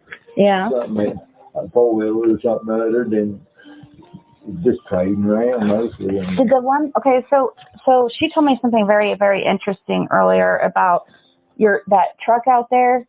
Did Don, you got that truck off, Don? It's, I think, like blue down there at the end. It's like kind of like not much left of it, but it's part of the frame and stuff. Yeah. Is that from Don? Yeah, that was actually from Don. That come about 2 months before someone went missing. I don't know. He come here one night, and he had Haskell Ryan's dog. He picked it up along the road somewhere. He said he'd hit it and stuff. I mean, I recognized the dog as soon as He said he hit it? He said he'd hit it down about Big Creek Market, somewhere down there. But I don't know. She didn't act like she'd been hit, you know. Because she got out here and drove me crazy up on the top of the roof, running back and forward and every damn thing. I was trying to get hold of Haskell, Hack is his real name, but to come and get her. And then he was trying to say like I had stole her or something. What kind of dog is, She's just mixed up like dog. So, well, there's some kin to the dog said is that were down there? Yeah, the smaller like dogs. Oh, okay. So kind of like, probably like mine. Like they call them mountain fast, I guess, or something like that. Yeah, I tried looking up that Haskell guy I tried looking up that Marlena Crawford too. Are you related to her? Or Yeah. because I saw Crawford in your tree. I'm related to them on my mom's side. So then that means that Third or fourth cousins, I think. Are you related to, by chance, to the Goads? No, I'm not related. Do you know how Dawn's mom got here? How you even come about, really? I mean. So you don't know anything about the Goads, No. like or William Goad? No. I just know, well, Karen Goad's one that moved in and had the house and stuff built, but I can barely remember. I mean, I remember some of things that I'd heard, of this hearsay shit. Like, For sure. Like what? I mean, just like Dawn stuff got kind of drive her crazy and stuff. Oh, yeah. Recording device. I mean, not recording devices, but devices under her house with recordings and stuff. And when he was bad on coke or something? I believe it was. He was just. I Crack he was trying to drive her crazy or something like that myself. Figured she'd move out or something. Device. I mean, not recording devices, but devices under her house with recordings and stuff. And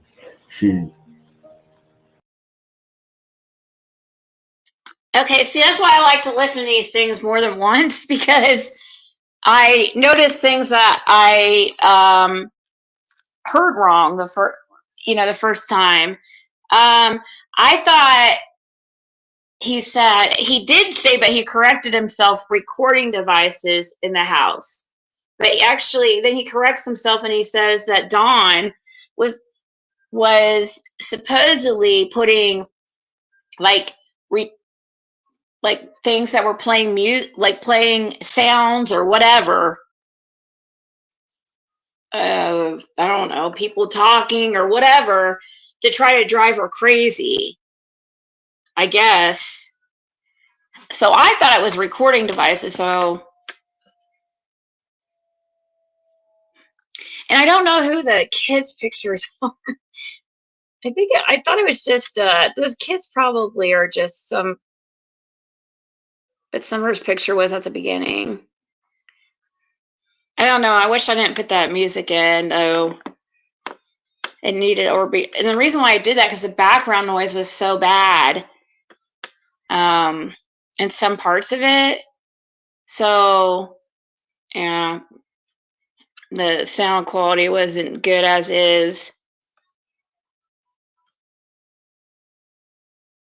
When he was bad on coke or something? I believe it was.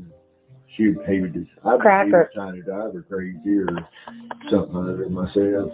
Figured she'd move out or something. He would have it, I'd say. I had my thoughts, Yeah. But that's for him, Candace, I believe, got together when he was doing that. Didn't he, did he, me and Don, we've not never really talked that much. I mean, he come here once in maybe, like I said, probably 10 times the whole time he lived down there up till Summer went missing. And even the night she went missing, he was here. And the law down there, I mean, I come in that night, I can't think exactly what time I come in. Because I was going to haul cars that day, and then they closed before I could get anything hauled. And then I was going to go to a grocery store, and then I ran on the man out here in Sullivan. He broke down on a motorcycle, and I told him, he asked if I could get hold of somebody to come get it, haul it in for him. And I told him, I said, well, I got a trailer, so I come back and got a trailer here. And went for him the same day Summer went missing. And I didn't see nothing in down the holler down there during the times that they allowed she went missing. You don't know what? I can't. 3 days before she went missing, there's a white HHR set straight across from that building on the highway down there where you go around Simpson Loop. Right there, right on the corner. They've set crossways right again that bank right there. 3 days before she went missing. And I mean, every time I go to the end of the road right here and turn up the highway, I mean, I could see them there, you know. I never did go down there to see who it was, and that, but they'd be like 2 or 3 people standing out. Every time I go out of the hall or anything, every time I look down through there's that white HHR. And it was just 3, but they'd be like 2 or 3 people standing out. Every time I go out, every time I go to the end of the road right here and turn up the highway, I mean, I could see them there, you know. I never did go down there to see who it was, and that, but they'd be like 2 or 3 people standing out. Every time I go out of the hall or anything, every time I look down through there's that white HHR. And it was just 3 days before she went missing, every day up to that day. That's what didn't make sense to me. But there's a girl in here that day too that I seen her come in. See, I just like Andy and them. He was in here That earlier that day. because I had to move and let him by because I had pulled a blue car and helped my mom's over in the road, and I had the truck parked in the road, edge of the road with the door open, and I had to go move the truck to let him by. Let Andy by? Yeah, but what didn't make sense. See, you can hear roosters in the background too. That's another reason why I tried to drown that out. So he just said there he had to move the vehicle. That's how he remembers it was the day that Summer went missing. That's like why it was so memorable, you know, and not just, you know, any day. Then he talks about that white HHH or that white HHR that he said was sitting up at the end of Ben Hill. So once you go to down by Candace and Dawn's property there towards the end, and like across the street, I think he was saying, like right around across the Beach Creek there was a white HHR that was there. He said was sitting there. It seemed like every time that he would go in and out of Ben Hill. And out of anybody on that road, Fred is definitely the one that's in and out of there the most, for sure. I would bet. I mean, I guess I'm just taking a guess, but I mean, he does go in and out of there a lot. He's always on the go. So he probably, you know, he says he saw this white HHR that was just sitting there, you know, for 3 days straight, but not on the day that Summer went missing. And then we kind of went over the fact that I guess Jose was tied to some white HHR, which I don't know though. Can't remember the details about that. His conch.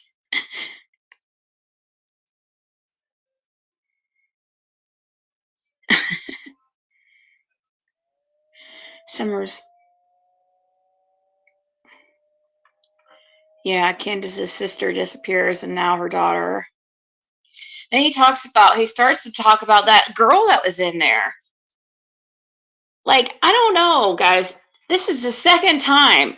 We could play the first one too. I know the audio is not good in that. Actually, I need to upload that by itself. I don't have the first one uploaded by itself, so it's like a pain for people to freaking find. I mean, you can find it, but then it's mixed in with a bunch of commentary. It's, I'm sure, annoying. Nobody wants to listen to me talk when they're trying to figure out, you know, what Fred's saying. So I do need to do all that with all my calls and stuff. Dawn and I have to. So that would probably be really helpful, I'm sure, to people to like kind of research and compare things that Dawn said. And things like Fred said in the first interview compared to second. So you guys could compare and be like, wow, you know, of course, like you can't get, like there's going to be probably things that you notice aren't exactly the same, like where he like one, maybe the first one, you might notice like he'll say, okay, I noticed with, that's what I have to ask him about too, because he mentions an out-of-state license plate. So at one point he mentioned a out-of-state license plate on this car this girl was driving. But then he also mentioned an out-of-state license plate on the truck, the dark colored truck. So which one of them had an out-of-state license plate? Was it both of them or one of them? Or so I think sometimes he gets some details mixed around, or maybe they both had out-of-state plates. I mean, I'm surprised that he sounds to me like he just is one that has like a memory. He said he's always been like that like known for that kind of, not known for that. You know how you always, you know these people, or you have this friend who is just has a great memory, or a family member that's known for just memorizing everything or whatever. He's kind of just known for that. Like he memorizes details, or his memory is really good, I guess. According, I don't know, supposedly.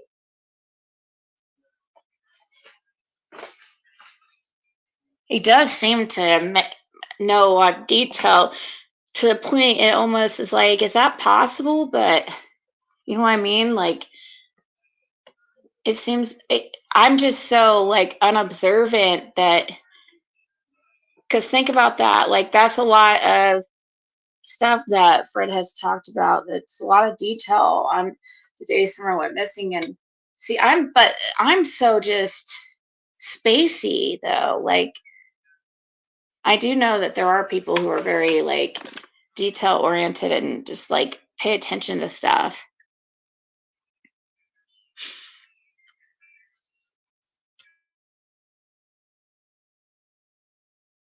There's a truck come in. I was down here working on some junk and stuff, loading and stuff, and the truck went in, and I was trying to wait on it to come back out. I pulled out of the road. Well, he kept staying way back, just sitting like. Now it kind of makes sense, you know, but then it didn't. I just thought they were just waiting on me or something to do what I do, you know, just being kind. So I finally just backed all the way down here to this wide spot and turned around. And that's when I went on down Lawrence and started working on the cars and stuff down there. But I cannot think what kind of truck it was or nothing. I just remember it was a dark colored truck. So I can't remember if it was. That's what bothers me so bad. I remember everything about that day, but that right there. And they were past your driveway over here a little bit? Yeah, they's on past about where the water pole is and facing back out this. So they went up there and turned and come back down to right there. And then I got thinking about it, because I went back down here and turned, and then I went down there and started working on their cars. And I didn't even think at the time about that vehicle hadn't even come out yet. And then Andy comes in that little car that they was driving, and one of Jody Sue was still driving there. Are you talking about that silver car? Because I was going to ask you about that silver car. They had a little silver, because that's on my list of questions. See, that's when Andy was in that day, with that little silver car. The day that Summer went missing? And then it was like Andy came in, when I let Andy by, well, this is what happened. Well, it's crazy. That truck come in, and then I was down there working. I had cars partly in the road and trailer and everything, and then I was at the end of your drive here? Yeah, in my driveway right here.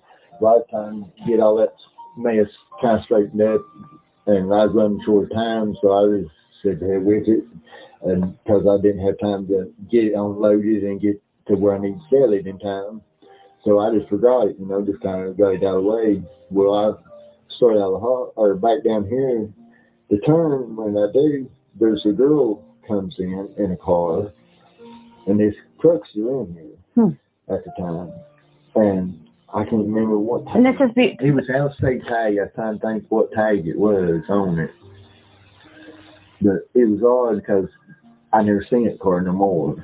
I seen it come in, And I never did see it go back out and never seen it no more. Is this when you were on the way to your mom's up here down to at 167 or 165? Or were you going out of the hauler? No, I was at 165 at the bottom of the hill. I had some junk cars just like this down there. Oh, okay. So you weren't down here working. You were down there. I was here at first, and then I went to your mom. Here and turned and went on down Mom's. In that steep curve right here where there's a turnaround. Yeah, and then that's where I met that girl in that car. He's a real young like girl. She looked like she probably maybe 18 or 19, what I was figuring, you know. And it is odd that I can't. Do you know what color hair or anything? Or probably not. Sandy blonde, kind of dirty blonde like, you know. You have a pretty good memory, don't you? Yeah, I do. I could tell because everything you're telling me. I play a lot of, I mean, I've run stuff through my brain so much. I try, when there's situation comes up, I try to think what you would think about it, what somebody else think about it, and what I would think about it, not just what. That's crazy. That's what I do too. Are you a Pisces by chance? Are you a Pisces by chance? What's your birthday? What's your birthday? November 11th. Oh, okay. So you're actually 11/79. 76. You and Don are close in birthday. His birthdays are in November also. I think it's in November 14th or November. Yeah, because you just seem like I think you seem like a really nice, like, I'm easygoing, I'm laid back. You seem a lot like me, actually. I think way too much. I mean, I let people push me until I can really just blow up, really. Yeah, so I'm really. It takes a lot to get me to that point, though. So when you, I'm still so sorry, because I'm just really stuck in that story. You were just telling me you go by. That car come in and that truck's still up here. Well, I go on down there. Mom's and Dad's there at Bottom Hill. I had in that trailer that's up on the hill, right? Your mom's. Yeah. Like I had an old station wagon there at Bottom Hill. Well, I had pulled it out of the brush and stuff there, and I actually had a trailer behind me then trying to get it, go ahead and get it loaded so I could take it next morning. Well, I wasn't thinking at the time about the other vehicle still ain't come out. Well, Andy comes in then. And while you're at your mom's? Yeah. So you can see her still down there working at the road. See, that's all three of them in here then. So why would Andy come back this way? And Andy too. Why would Andy come back this way? That truck followed Andy back out. It's like Andy come in and got that truck.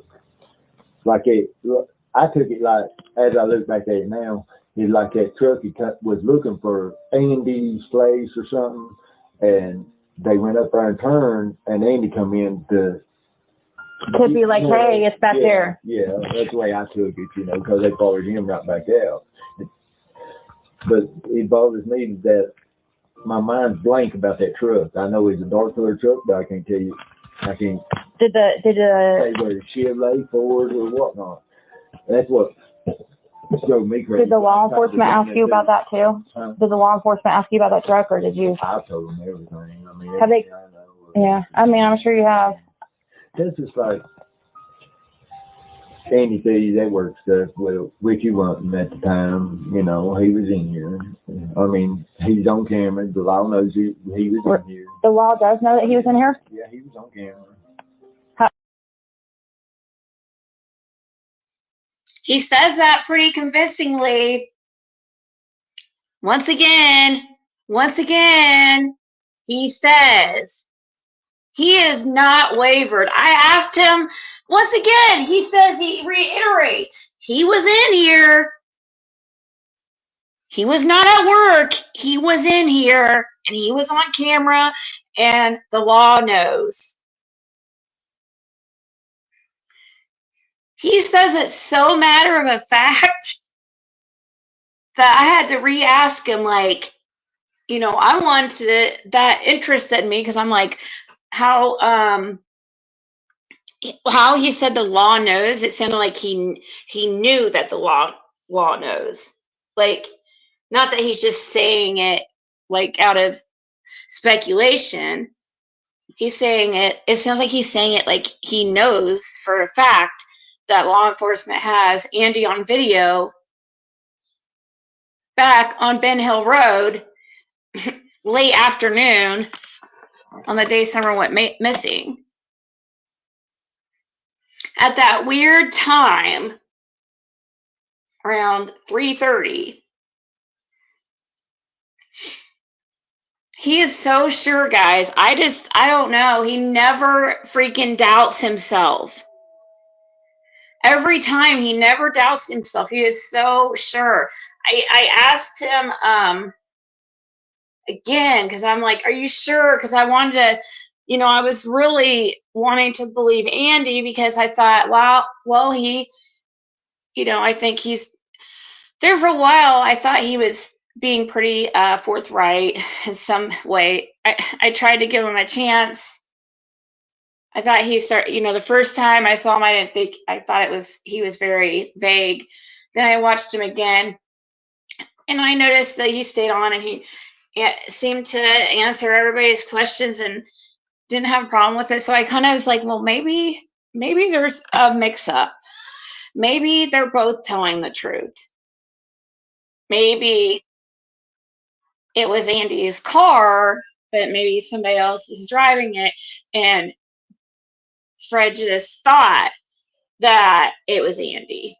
Maybe it was Andy Jr. or Jody Sue. Maybe, you know what I mean? Like, you relate certain vehicles to certain people and just assume. But what's weird is that Fred relates that vehicle more towards Jody Sue, because when he mentions the Kia Soul, he goes, that car that Jody Sue was driving around? Or he relates this Kia, for some reason, to Jody Sue. Like, that's the vehicle that she usually drove. I want to ask him about that. Like, was it odd for Andy to be driving that Kia? But yeah, I asked him again about if there was any way that there was a mix, like if he saw, he was like, no, 100% it was Andy. There was no like ifs, ands, or buts. He knows, because he saw him, because he had to go move his vehicle. It wasn't just like a glance, like he looked up while he was working on a truck or something and sees the vehicle go by, 20 feet away. No. Where he was at on his, where he was at the time, he was all the way down by the road. So he's going to be able to very easily see who's driving a vehicle. And especially if the person sitting there stopped waiting for you to move their vehicle, you're going to see, oh, that's Andy, from down the road. And then a child goes missing. It's gonna stick with you, because it was already kind of odd for anybody to be down there anyways. You know what I mean? And then 3 vehicles come in back to back to back there, where either you're coming to visit Fred Hill or you're coming to visit the Redmonds down there. Because otherwise, you don't really have any reason to be down there, except this guy that I guess got in a shootout with Fred Hill, who has some property in some weird area where he has to go through down there to get to it. I don't know. Nobody's really going to be down there, except certain few people.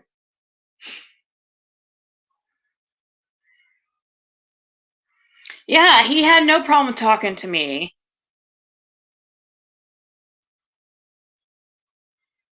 Yeah, she might have been trying to save kids. It's totally possible that Brianna thought she was helping kids.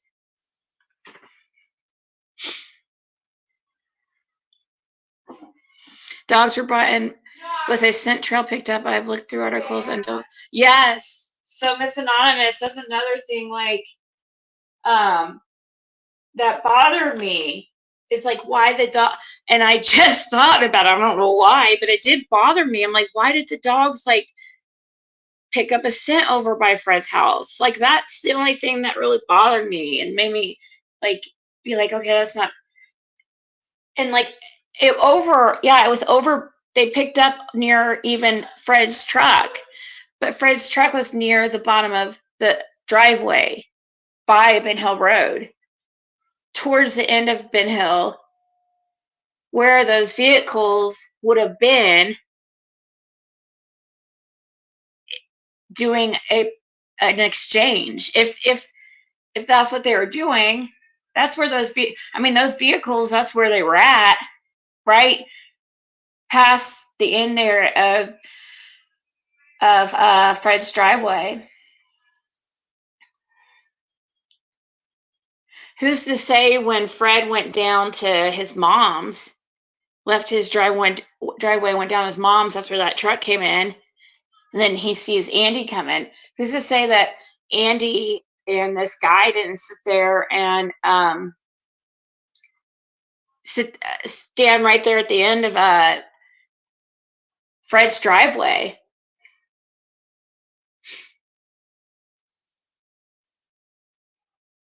They could have parked in Fred's driveway and did it right there. Because Fred was down at his mom's, and that guy saw him go down to his, leave.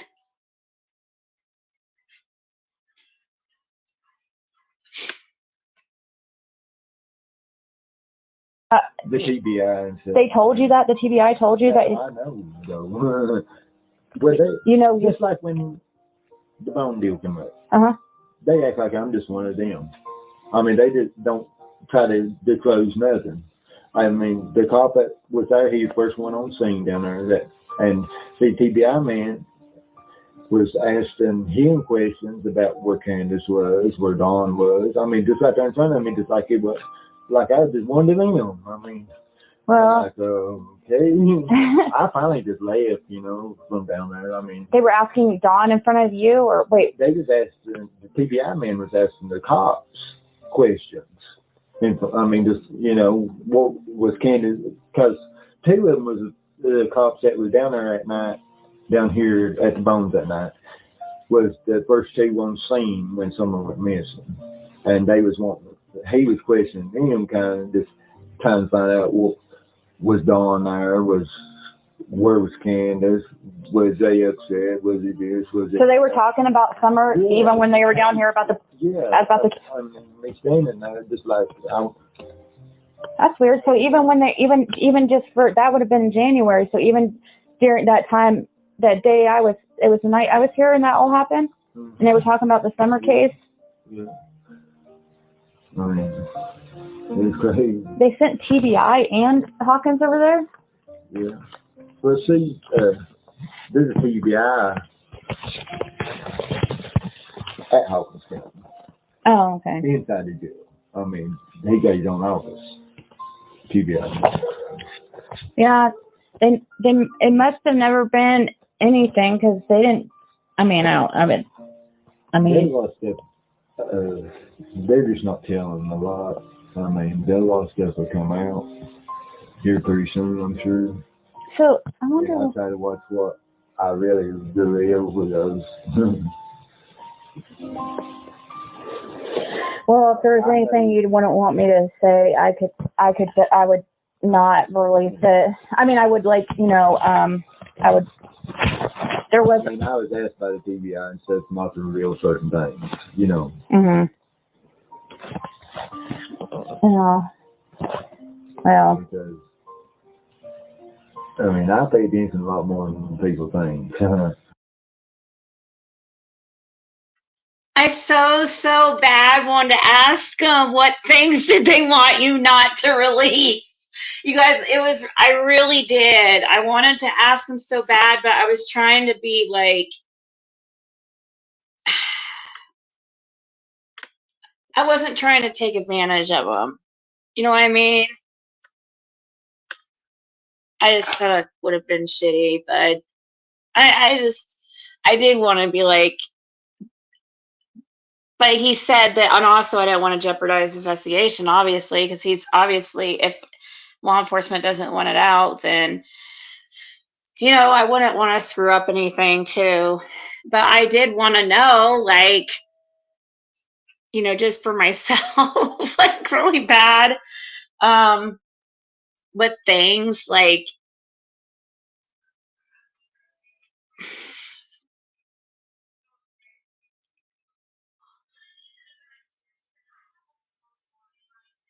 he acted like he never heard of Marlena Crawford.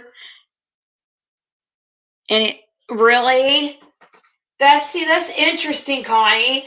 Like, that's the thing about him that makes him so suspicious to me. He keeps freaking distancing himself from certain people, and it's just so suspect. Why? It's like, yeah, you're exactly correct, Connie. If Fred Hill is related to Marlena, then so is Andy Bernard. But Andy acted like he had never heard of her. You're right. But, I mean, I suppose maybe he doesn't know. But to me, it's just like the way he answered about Candace and Dawn and kept distancing himself from them. You know, it's very possible that he didn't know who Marlena is, even though he's related to her, because it is true that they're all related to each other out there. Like, Fred and Andy are related to like everybody in that area, because for the most part, like a lot of people, because their families have been there for for generations. I mean, that road is named Ben Hill. That's Fred Hill's grandfather. That would be, so Fred's dad's name is Ronald Fred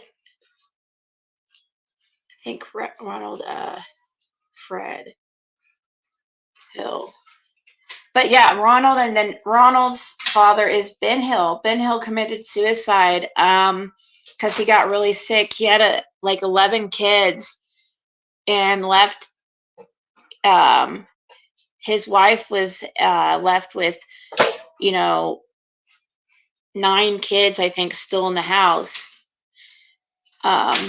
Actually, the person who found Ben Hill was Ronald,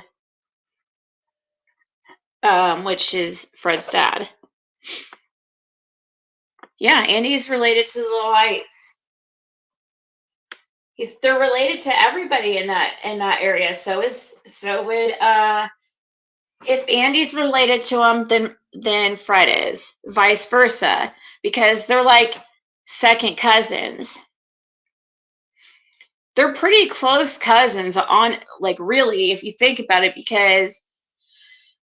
but see, like, the reason why they're the same age, but really second cousins, is because there was so many siblings. Like,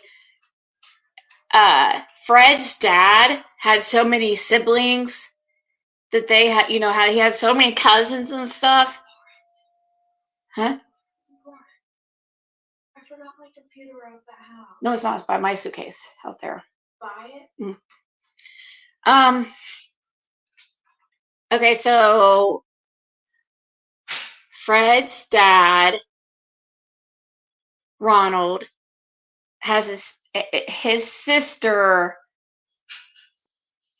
Anna, is Polly's mom.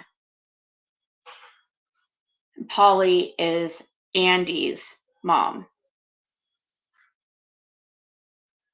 So Polly is first cousins with Fred because both their parents are siblings. Sorry, it's confusing, but yeah, They have Lights, Crawfords, Bernards in their family tree.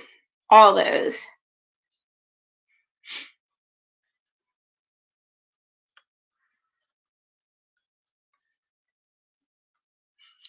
Are kin to each other because someone called in on his last live and he said that they were kin to each other. Yep.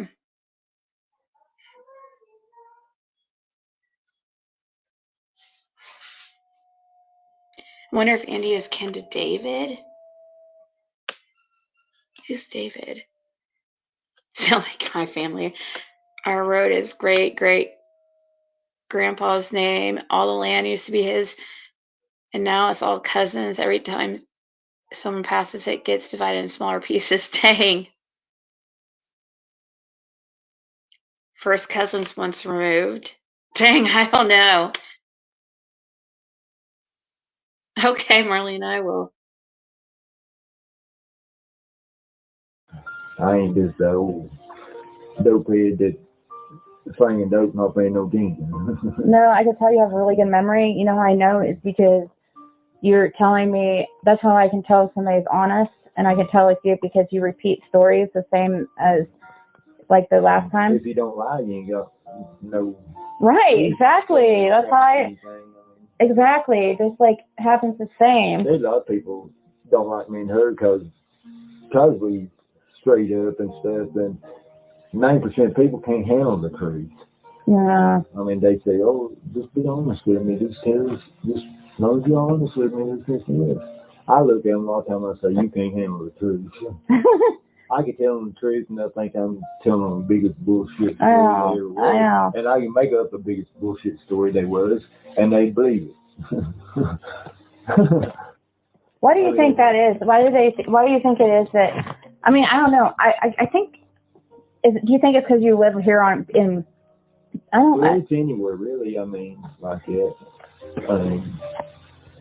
Because I get that on YouTube, and it's making me wonder. Like everybody, like I'm like the most honest person that. Yeah, and I mean, you look like you do. You're the biggest liar. Dishonest. Yeah, isn't it? It drives you crazy. That's why I didn't really care if I even talked to anybody really or not. Because I mean, everything I said, they turned it around and twisted it every which way and made it look like I was the biggest liar there was. Oh, what you mean on YouTube or on just? YouTube, yeah. Well, I defended you every time because I'm the one that met you, and I'm like, it would piss me off. Like Jody, I'm like, every time somebody would say, oh, he played that. I don't know. I feel like Jody Shoe's got something involved in it. Yeah, I mean, something's going on. Because her and Andy didn't stay. You never seen them at the bottom of their hill or nothing. Never. You might see them pull up at their mailbox or something or get mail or something when we's coming in or out or something other when you know. But for just standing down there listening, trying to figure out what's being said and stuff.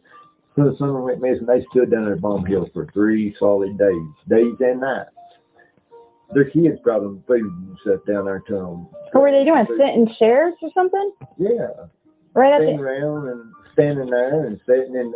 They had their car parked down there, sitting there and trying to listen, talk to everybody that was around right there and stuff. I mean, it just made me feel like they kind of covered something up or something. I mean, that's just like that wood pile right there as you go up Wells' driveway. That wood pile happened the day after someone was missing. Wood pile, like is it like just? It's about gone now. What is it, like logs or like for fire? Firewood, but see, they've never done nothing like that in the past or nothing. I just felt like way Dawn talked that she was deceased. I mean, right off. And then he made some kind of comment about some wood or something once. Seemed like, best I remember, made it kind of like a joke, like or something about some wood. I just feel like that they may have put her under that wood. That's what I mean. I still feel like she buried underneath the wood. Yeah, that's what I still feel like. I seriously still feel like that. Did she just down here at the end of the driveway? As you started the driveway, it's right there on the left. Right, you see them green barrel things. It's right before you get them. I mean, it's right between their mailbox and everything. It's just right there at the edge of their driveway. I mean, it was just weird the way it happened, the way they got the wood in and stuff, and it's still there. Well, And I well, noticed the other day, somebody been moving some. I mean, some people's got used some of it, or some ain't near as much there as it was. But I noticed, like the last month or so, they really hadn't nothing been moved. I mean, the same amount looked like that, but like the last couple of weeks, I noticed when I'd be going by, I just glance over and stuff. Well, I'll just, I've run everything through my brain trying to figure this out, for some. But right in the center of it, somebody been moving some of that wood for some reason. But you're saying it was there just a day after, or there? The very next day, had someone went missing. Really? Like early that morning. Next morning. Like right every daylight. But how would they have wouldn't they have been seen like digging a hole there? Well. Because wasn't there wasn't cops there for sure? Really, Because I do know that they got a whole bunch. I know that people delivered. It's like Don. He kept that one oldest boy with him. Like Drew, right as soon as she went missing, that boy was not away from him, period. He was with him everywhere he went, and he just actually did say, like, he wouldn't talk or nothing. I mean, even like when he come here, he was with him, and he just... Oh, his oldest son was with him that night that Summer went missing? Yeah, the oldest son was with Don. Was up here. But was Don doing any drugs that night?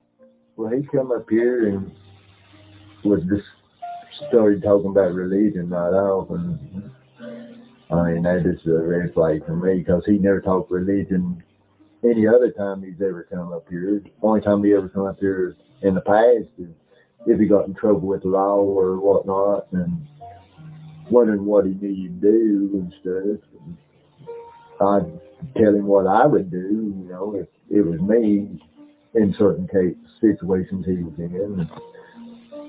But, like what was he wanting advice on?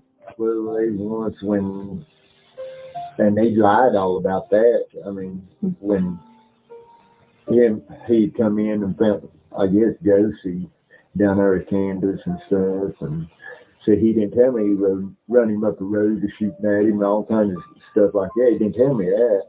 He just let him like he come in down there, and then they got into argument, and then the law came, and they took him, got him for domestic, but if it'd been domestic, it'd been him and her, not him and Josie.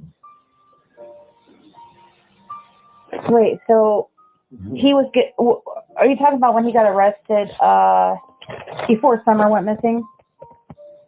Yeah. And when she took restraining order out on him. And then dropped it. And when that Jose guy was up there? Yeah, the Jose. Did you hear that he passed away? I heard somebody say something about it, but I just figured it was a hoax too or something. No, he really passed away. That's crazy. He got so much, and it makes me wonder if it's like all the hate that he got on YouTube is because I know he was already depressed, and he finally came and spoke out, and then it wasn't even like a month or two later he killed himself. I don't really know. You just have a mouse or something like that there. Mouse across there. Yeah, they. So man, I wish you guys. See, Marlena, her father, Don, supposedly, this is coming from Marlena's father, was telling me that Don had come to him and was talking about they had sacrificed Summer to do away with their sins and stuff.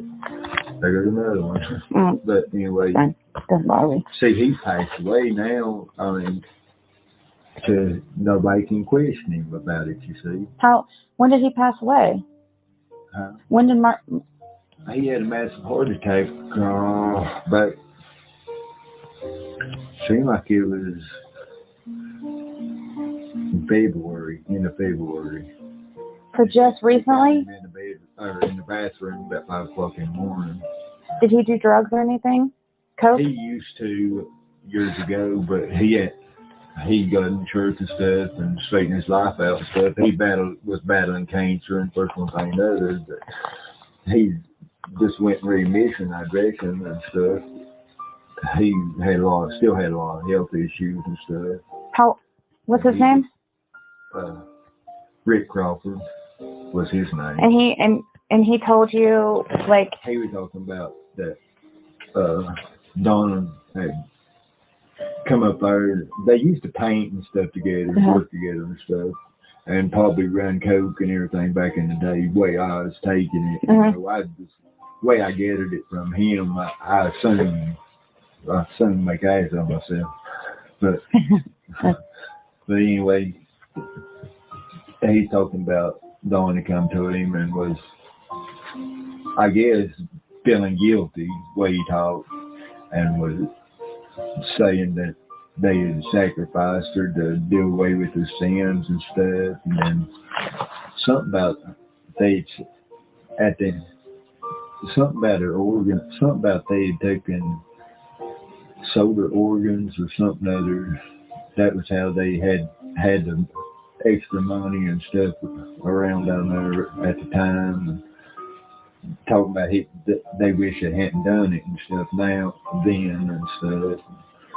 But that's just what I was told, you know. How would he have found somebody that would buy, or I wonder how he got in touch with some. I feel like a church out there has got something to do with it too. I feel like it's a cult like church. I mean, that's the way I feel.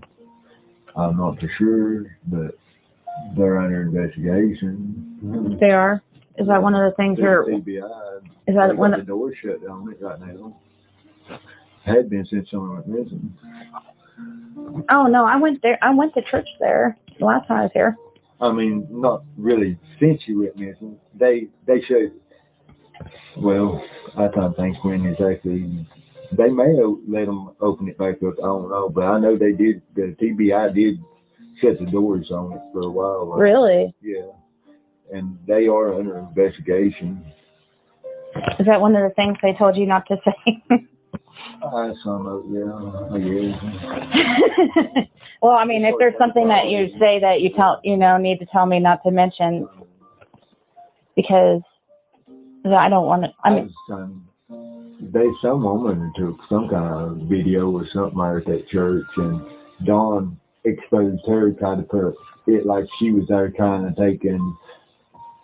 get children or something, and she was just trying to expose what was happening at the church. Yeah, that was Molly Golightly. She had one of those spy pens or whatever. Mm-hmm. Yeah, and what had happened is she got a lot of shit for that, because there was Robin, the one that was supposedly. So real quick, do you guys believe that that they shut down that church for that, or that the church was under investigation? Did anybody ever find any proof that church was shut down?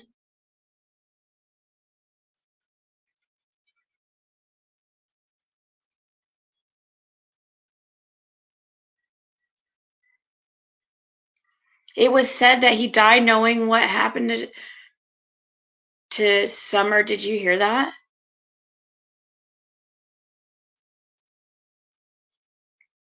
Who said that?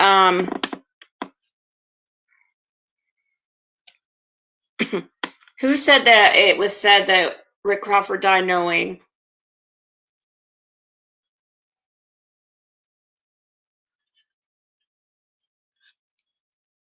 Were sold to a 5-year-old little boy who was in their church. Have you ever heard that? 5-year-old little boy.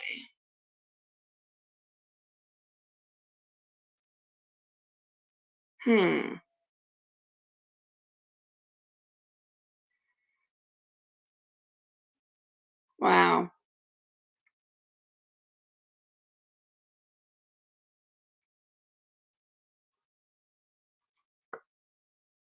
5-year-old. I'm trying to remember if I've heard something like that. But that's crazy. I'm trying to think also what, like, if there was any kids that age. I don't know if.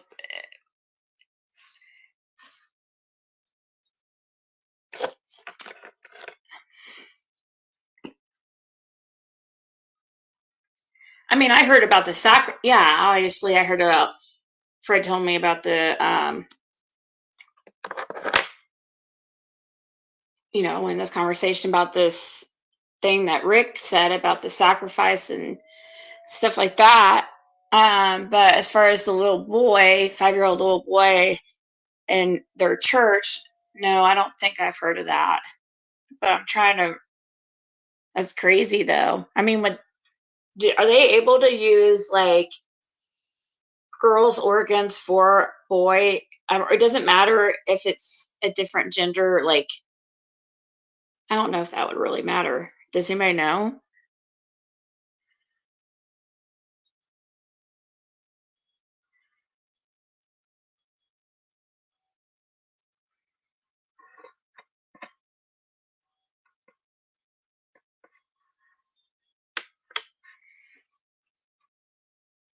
Don't get you to her.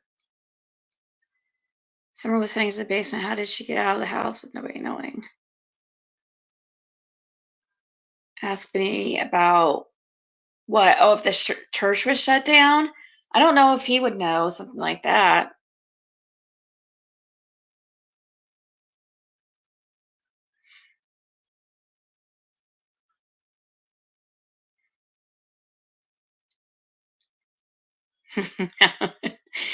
Yeah.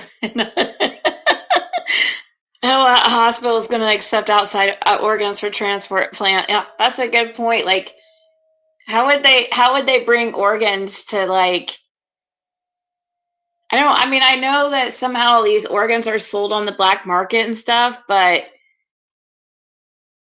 like a legit hospital, I mean, yeah, how would you get organs to a doctor? Like, I don't understand. Being a girl and they see the little boy is wondering that same question. Can a girl vice versa? Go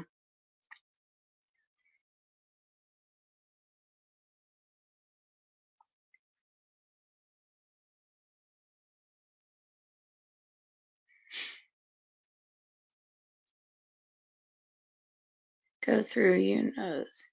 They sell organs daily if someone is willing to use them. I know. I don't know what they do with them, but I do know there's some kind of demand for them on the black market, but I haven't really looked into it. It's creepy. The Sunday school teacher or whatever, you know who Robin is? I don't know who she is. Yeah. Yeah, her daughter was on the camera, and so that's why Molly had gotten so much shit about it, because there was a kid in the. Be alive. I really would. And there's the one little part of me feels like she is somewhere. But I don't know why, but there's a little part of me says she was off the world. But I wonder why. Do you think that Don really said that to that Rick Crawford guy, or do you think he's dead just like this? When she went missing, within, when I come in about 7 o'clock that evening, she done do all everything. Well, I probably come in about 8. But you had already been in. The whole holler shut down, you know. You had already been in earlier that day, though, right? You were already in earlier that day, right? That's just when you came. I've been here all day up to about, I don't know, probably about 5:30 or something. And that's when I went out. And then I come back in and got my trailer to haul that motorcycle. So that probably put it around 6:30 or something, between 6 and 6:30. So right before she. I didn't see nothing, nobody right there around. Right when she was. Nothing. At that time, you know. But when I come back in from grocery store and taking that motorcycle. I ended up with another motorcycle on Thursday coming back with it, which is sitting out there. But, what was I trying to tell you? My mind went blank for a second. You were saying how you went out when it was like just when you came back in at 7. You were about to say something about when you came back in at 7, and I asked you. I think exactly. You got grabbed the trailer and motorcycle. Yeah, I'm just trying to think how I want to say it, you know. Oh, why? Something. I don't want to word it. Oh, okay. Yeah. I didn't know if there was something you weren't supposed to say. I come in, say I come in at 8 o'clock, where the hall is shut down. Well, I come on up here, and then I actually walk back down there. Mm-hmm. And it is weird because just like within hours of admission, like Andy's daughter, the one that he's supposed to told that he seen her body. See, I was brought up that day, and he down there, and he allowed that he didn't know why she even said that, because Jody Sue asked him right then, you know, why did he tell her that? But she was talking about some psychics and stuff already on YouTube. I mean, it was just weird. There's a bunch of names brought up on that she was saying about YouTube right then before anything, you know, within hours of her missing, talking about. I was trying to think who she was talking about. There's 3 different like psychics that she was listening to and stuff and making fun of and all kinds of stuff. And one of them talking to them. I mean, Summer's name was even brought up. You know, I mean, on YouTube right about them. It just, I couldn't figure how Summer's name got out there and that quick and stuff, and certain ones, you know. It was all within. It made me feel like, I mean, this whole case makes me feel like that Hawkins County has done some fucked up shit. I'm going to tell you straight up. Mm-hmm. I mean, it wouldn't surprise me if Summer Warren just showed back up one day and them just like bringing awareness of what could happen to people in the world, you know. I've thought about that a lot because the way they done a couple cases in the past and stuff, like my best friend, he went missing December the 8th. They had his body December 21st. We tried to report him missing the same day. They tell us we can't report him missing because they seen him that day. But what they didn't tell us, they put him in a body bag that day. 2 years later, coroner folks up and calls his mom. That's how we find out he's dead. They bring the cadaver dog, everything out, played a role. They put up big rewards, all that, doing that 2 years. I mean, just like they're doing something. I mean, search all it. And they done had his body. Why would they do all that? What was your friend's name? Jason Arnold. But see, Hawkins County didn't like him. Why didn't they like him? Just he went in, if he got in trouble, he wanted to pull his time right then, and he give him hell. I mean, really give him hell at the jail and stuff. I mean. So you're saying, okay, they said didn't care if he was dead or not, really, what I was saying, you know, what I was trying to get at. Because he did move a little bit of drugs, but nothing like they wanted to allow, you know. They wanted to put it out there like he was the kingpin of all kingpins. What about, okay, I have so many, oh my gosh, I have so many questions. So how reliable do you think that Rick Crawford is? Like, is he an honest man? Do you think that Don really said something? A long ways, and me and him never told each other nothing that wasn't true. So you think that Don really said something to him about sacrifice? Just like Don, he kept trying to get me to wanting to hand give me a book about some kind of Christianity bullshit. Ellen White. Ellen White. I felt like if somebody had actually sit down and look at the book he's talking about, may figure out what's going on. I mean, that's my feeling. The way everything happened right off the rip. I mean, him going straight to Christianity and stuff, and then why would Rick Robert have any? Why would he even bring up anything like that if it wasn't the truth? You know, I mean, because me and him went back a long time. And, I mean, I ran coke for him and stuff years ago, and which I didn't know Don or nothing at that time. So Don wasn't doing it. I think him and Don used to work together painting and stuff. I think painting and shoot rock. And do you think Don ran coke for him too? Do you think Don? Do you think Don ran coke for him too? Sometimes. I'm not for sure. Don claims. I didn't know Don. See, I know. See, I went by down there one day. I forget what it was even over. Me and the old lady had rode around the hill down there, and I'd mentioned coke or something other, and just by me mentioning it, he went and spent right as soon as I left. It made me feel bad because Candace brought up later, you know, when I'd seen her maybe 6 months on down the road past them, you know, after I mentioned it, you know, I talked now. Yeah, and he started fiending. Trying to get him to go get none. He started fiending. And by just mentioning it, that he has a weakness for coke, I reckon, the way Candace talked. And if just by mentioning it, he would go and spend everything he got on it. Just by somebody mentioning it. He fiends for it so bad.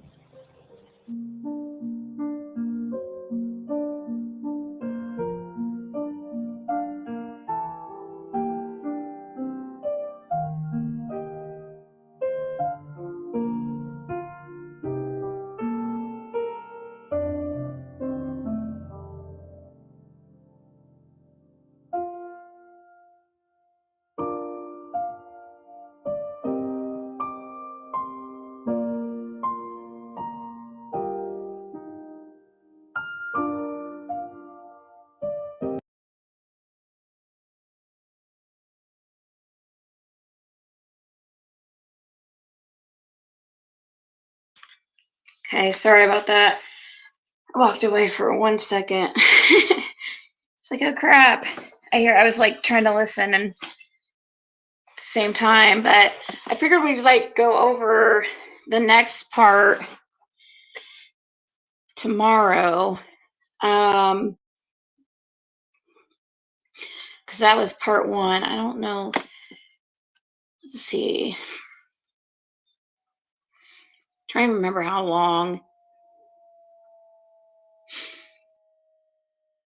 the second part was.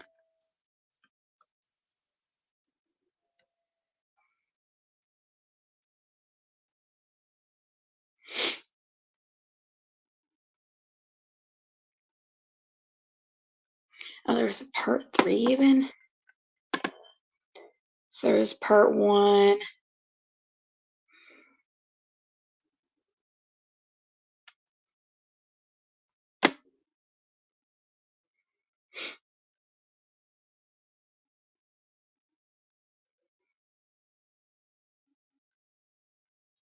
Sorry, I'm trying to. Well, it wouldn't have been a live stream. It would have been video. Duh, what was I thinking?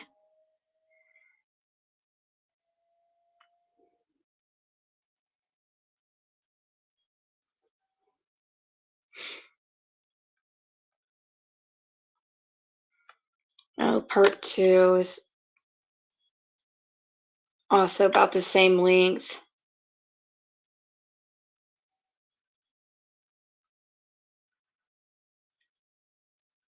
Part 3.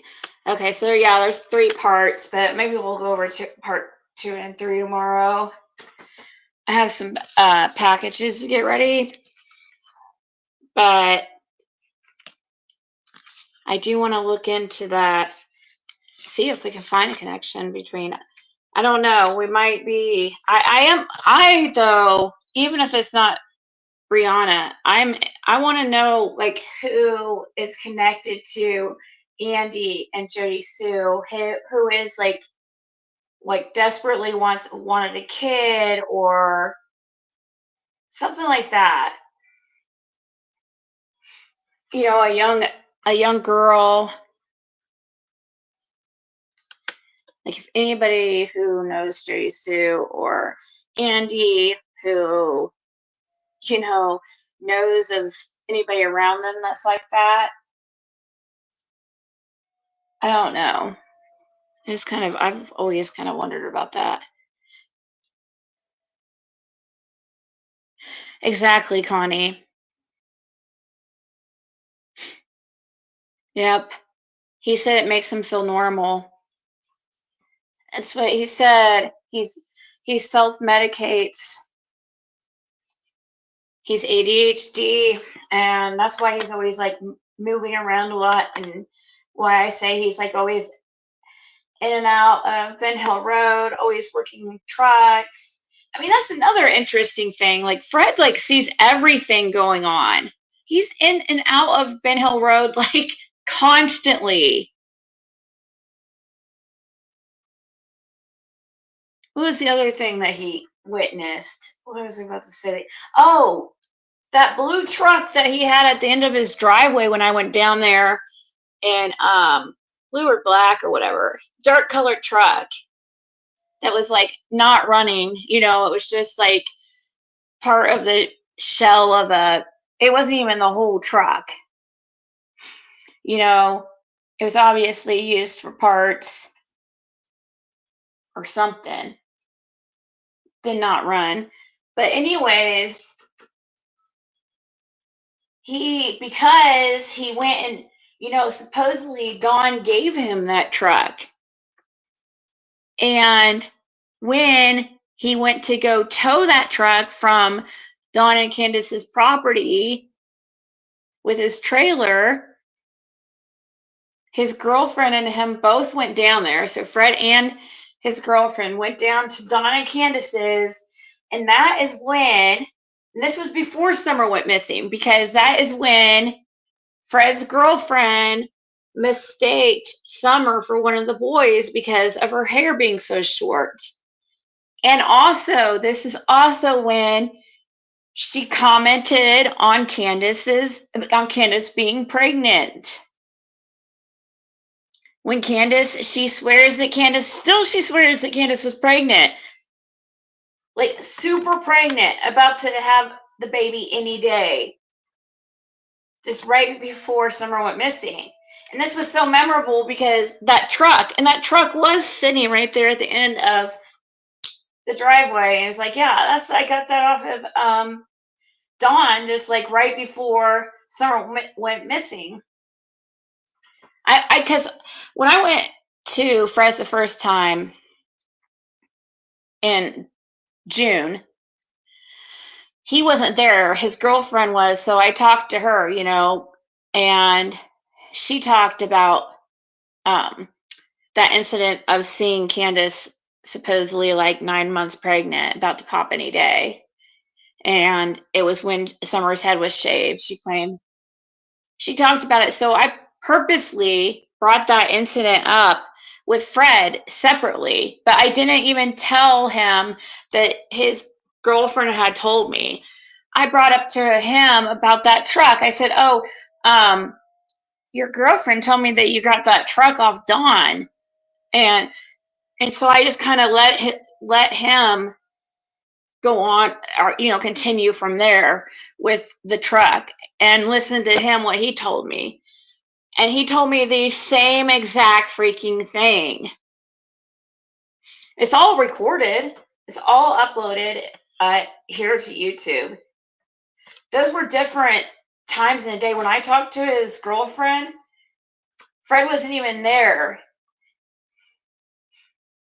And she didn't even have any way to get a hold of him.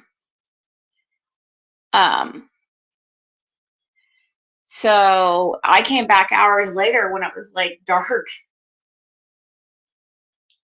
I was kind of a little bit ballsy.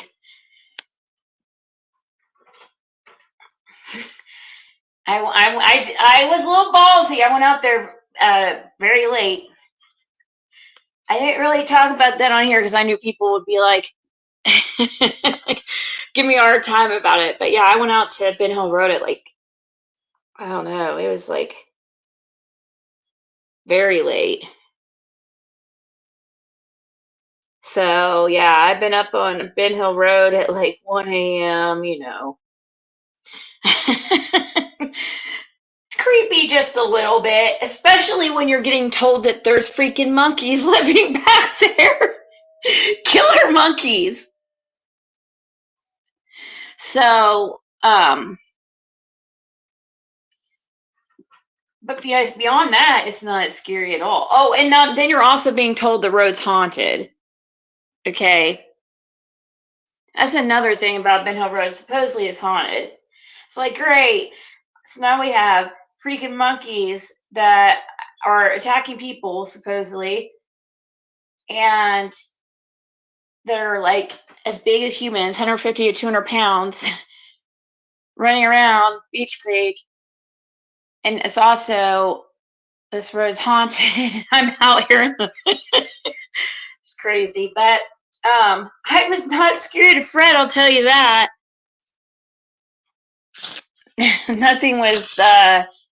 Nothing at all scared me about being at Fred's. Just him by myself at 1 a.m. That's how little he scares me. Sorry, I mean, I know it sounds crazy, but that's just true. I mean, I know I'm kind of naive, but I just don't feel scared around him. Now, if that was Dawn, I wouldn't have done that, okay? So I guess I can't say confidently, like, that I really felt like Dawn was completely pure, like, at heart. Like, I truly feel like Fred is, like, very naive and very kind of, like, I don't know. I don't want to say innocent. He's not innocent, but, like, childlike. But Dawn was nice, but not to the point where I would feel like comfortable like going and meeting him on Ben Hill Road at 1 a.m. during those missing hours on the 15th.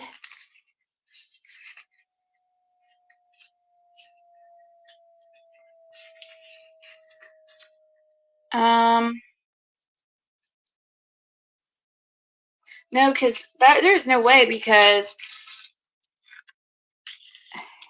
I mean, she had there was too much going on. No way she was giving birth also. I do kind of wonder though, but I don't know if it's planted there in my mind because I heard a psychic say it, and I just thought it sounded likely and possible because of what Fred and his girlfriend said about seeing Candace pregnant. But some psychic said that Summer was given to a couple or a family who wanted that she was given with a baby, so it wasn't just her. And it made me think about if it could have been the baby that Candace was pregnant with, because that's the only reason why I found, that kind of stuck with me. Not that I thought that the psychic was particularly credible, really. I just thought it matched some things that Fred had said.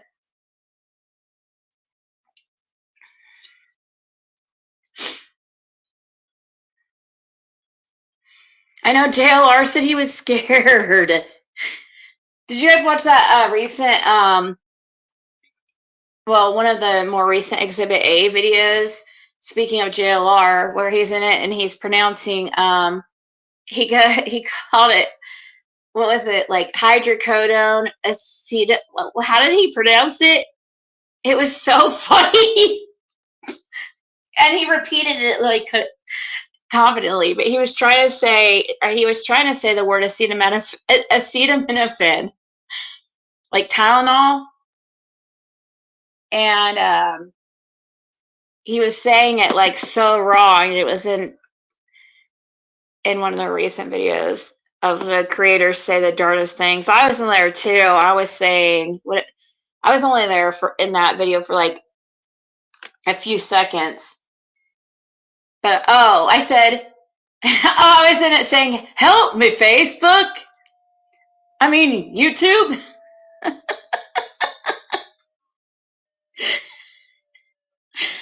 Oh gosh. Anyways, guys, I'm sure I'll see you tomorrow. I need some rest. It's been a crazy freaking few days. I have some packages to make sure that get out. I also need to post some stuff in my store because I need to be selling product because I need to be getting me a car now, obviously. So I'll have to list product. So I'll be looking in the Ziggy store, paying attention, seeing what products I start listing here in the next few days. So I'm gonna be hyper focused on that because I have to. But I'll come back tomorrow and do a part dose of Fred Hill. At least that's the plan. Hopefully I don't forget. Something else crazy might happen tomorrow and I end up like talking about something completely different. That's happened before too. But that's the intent as of now. So everybody have a good night and I will see you guys tomorrow.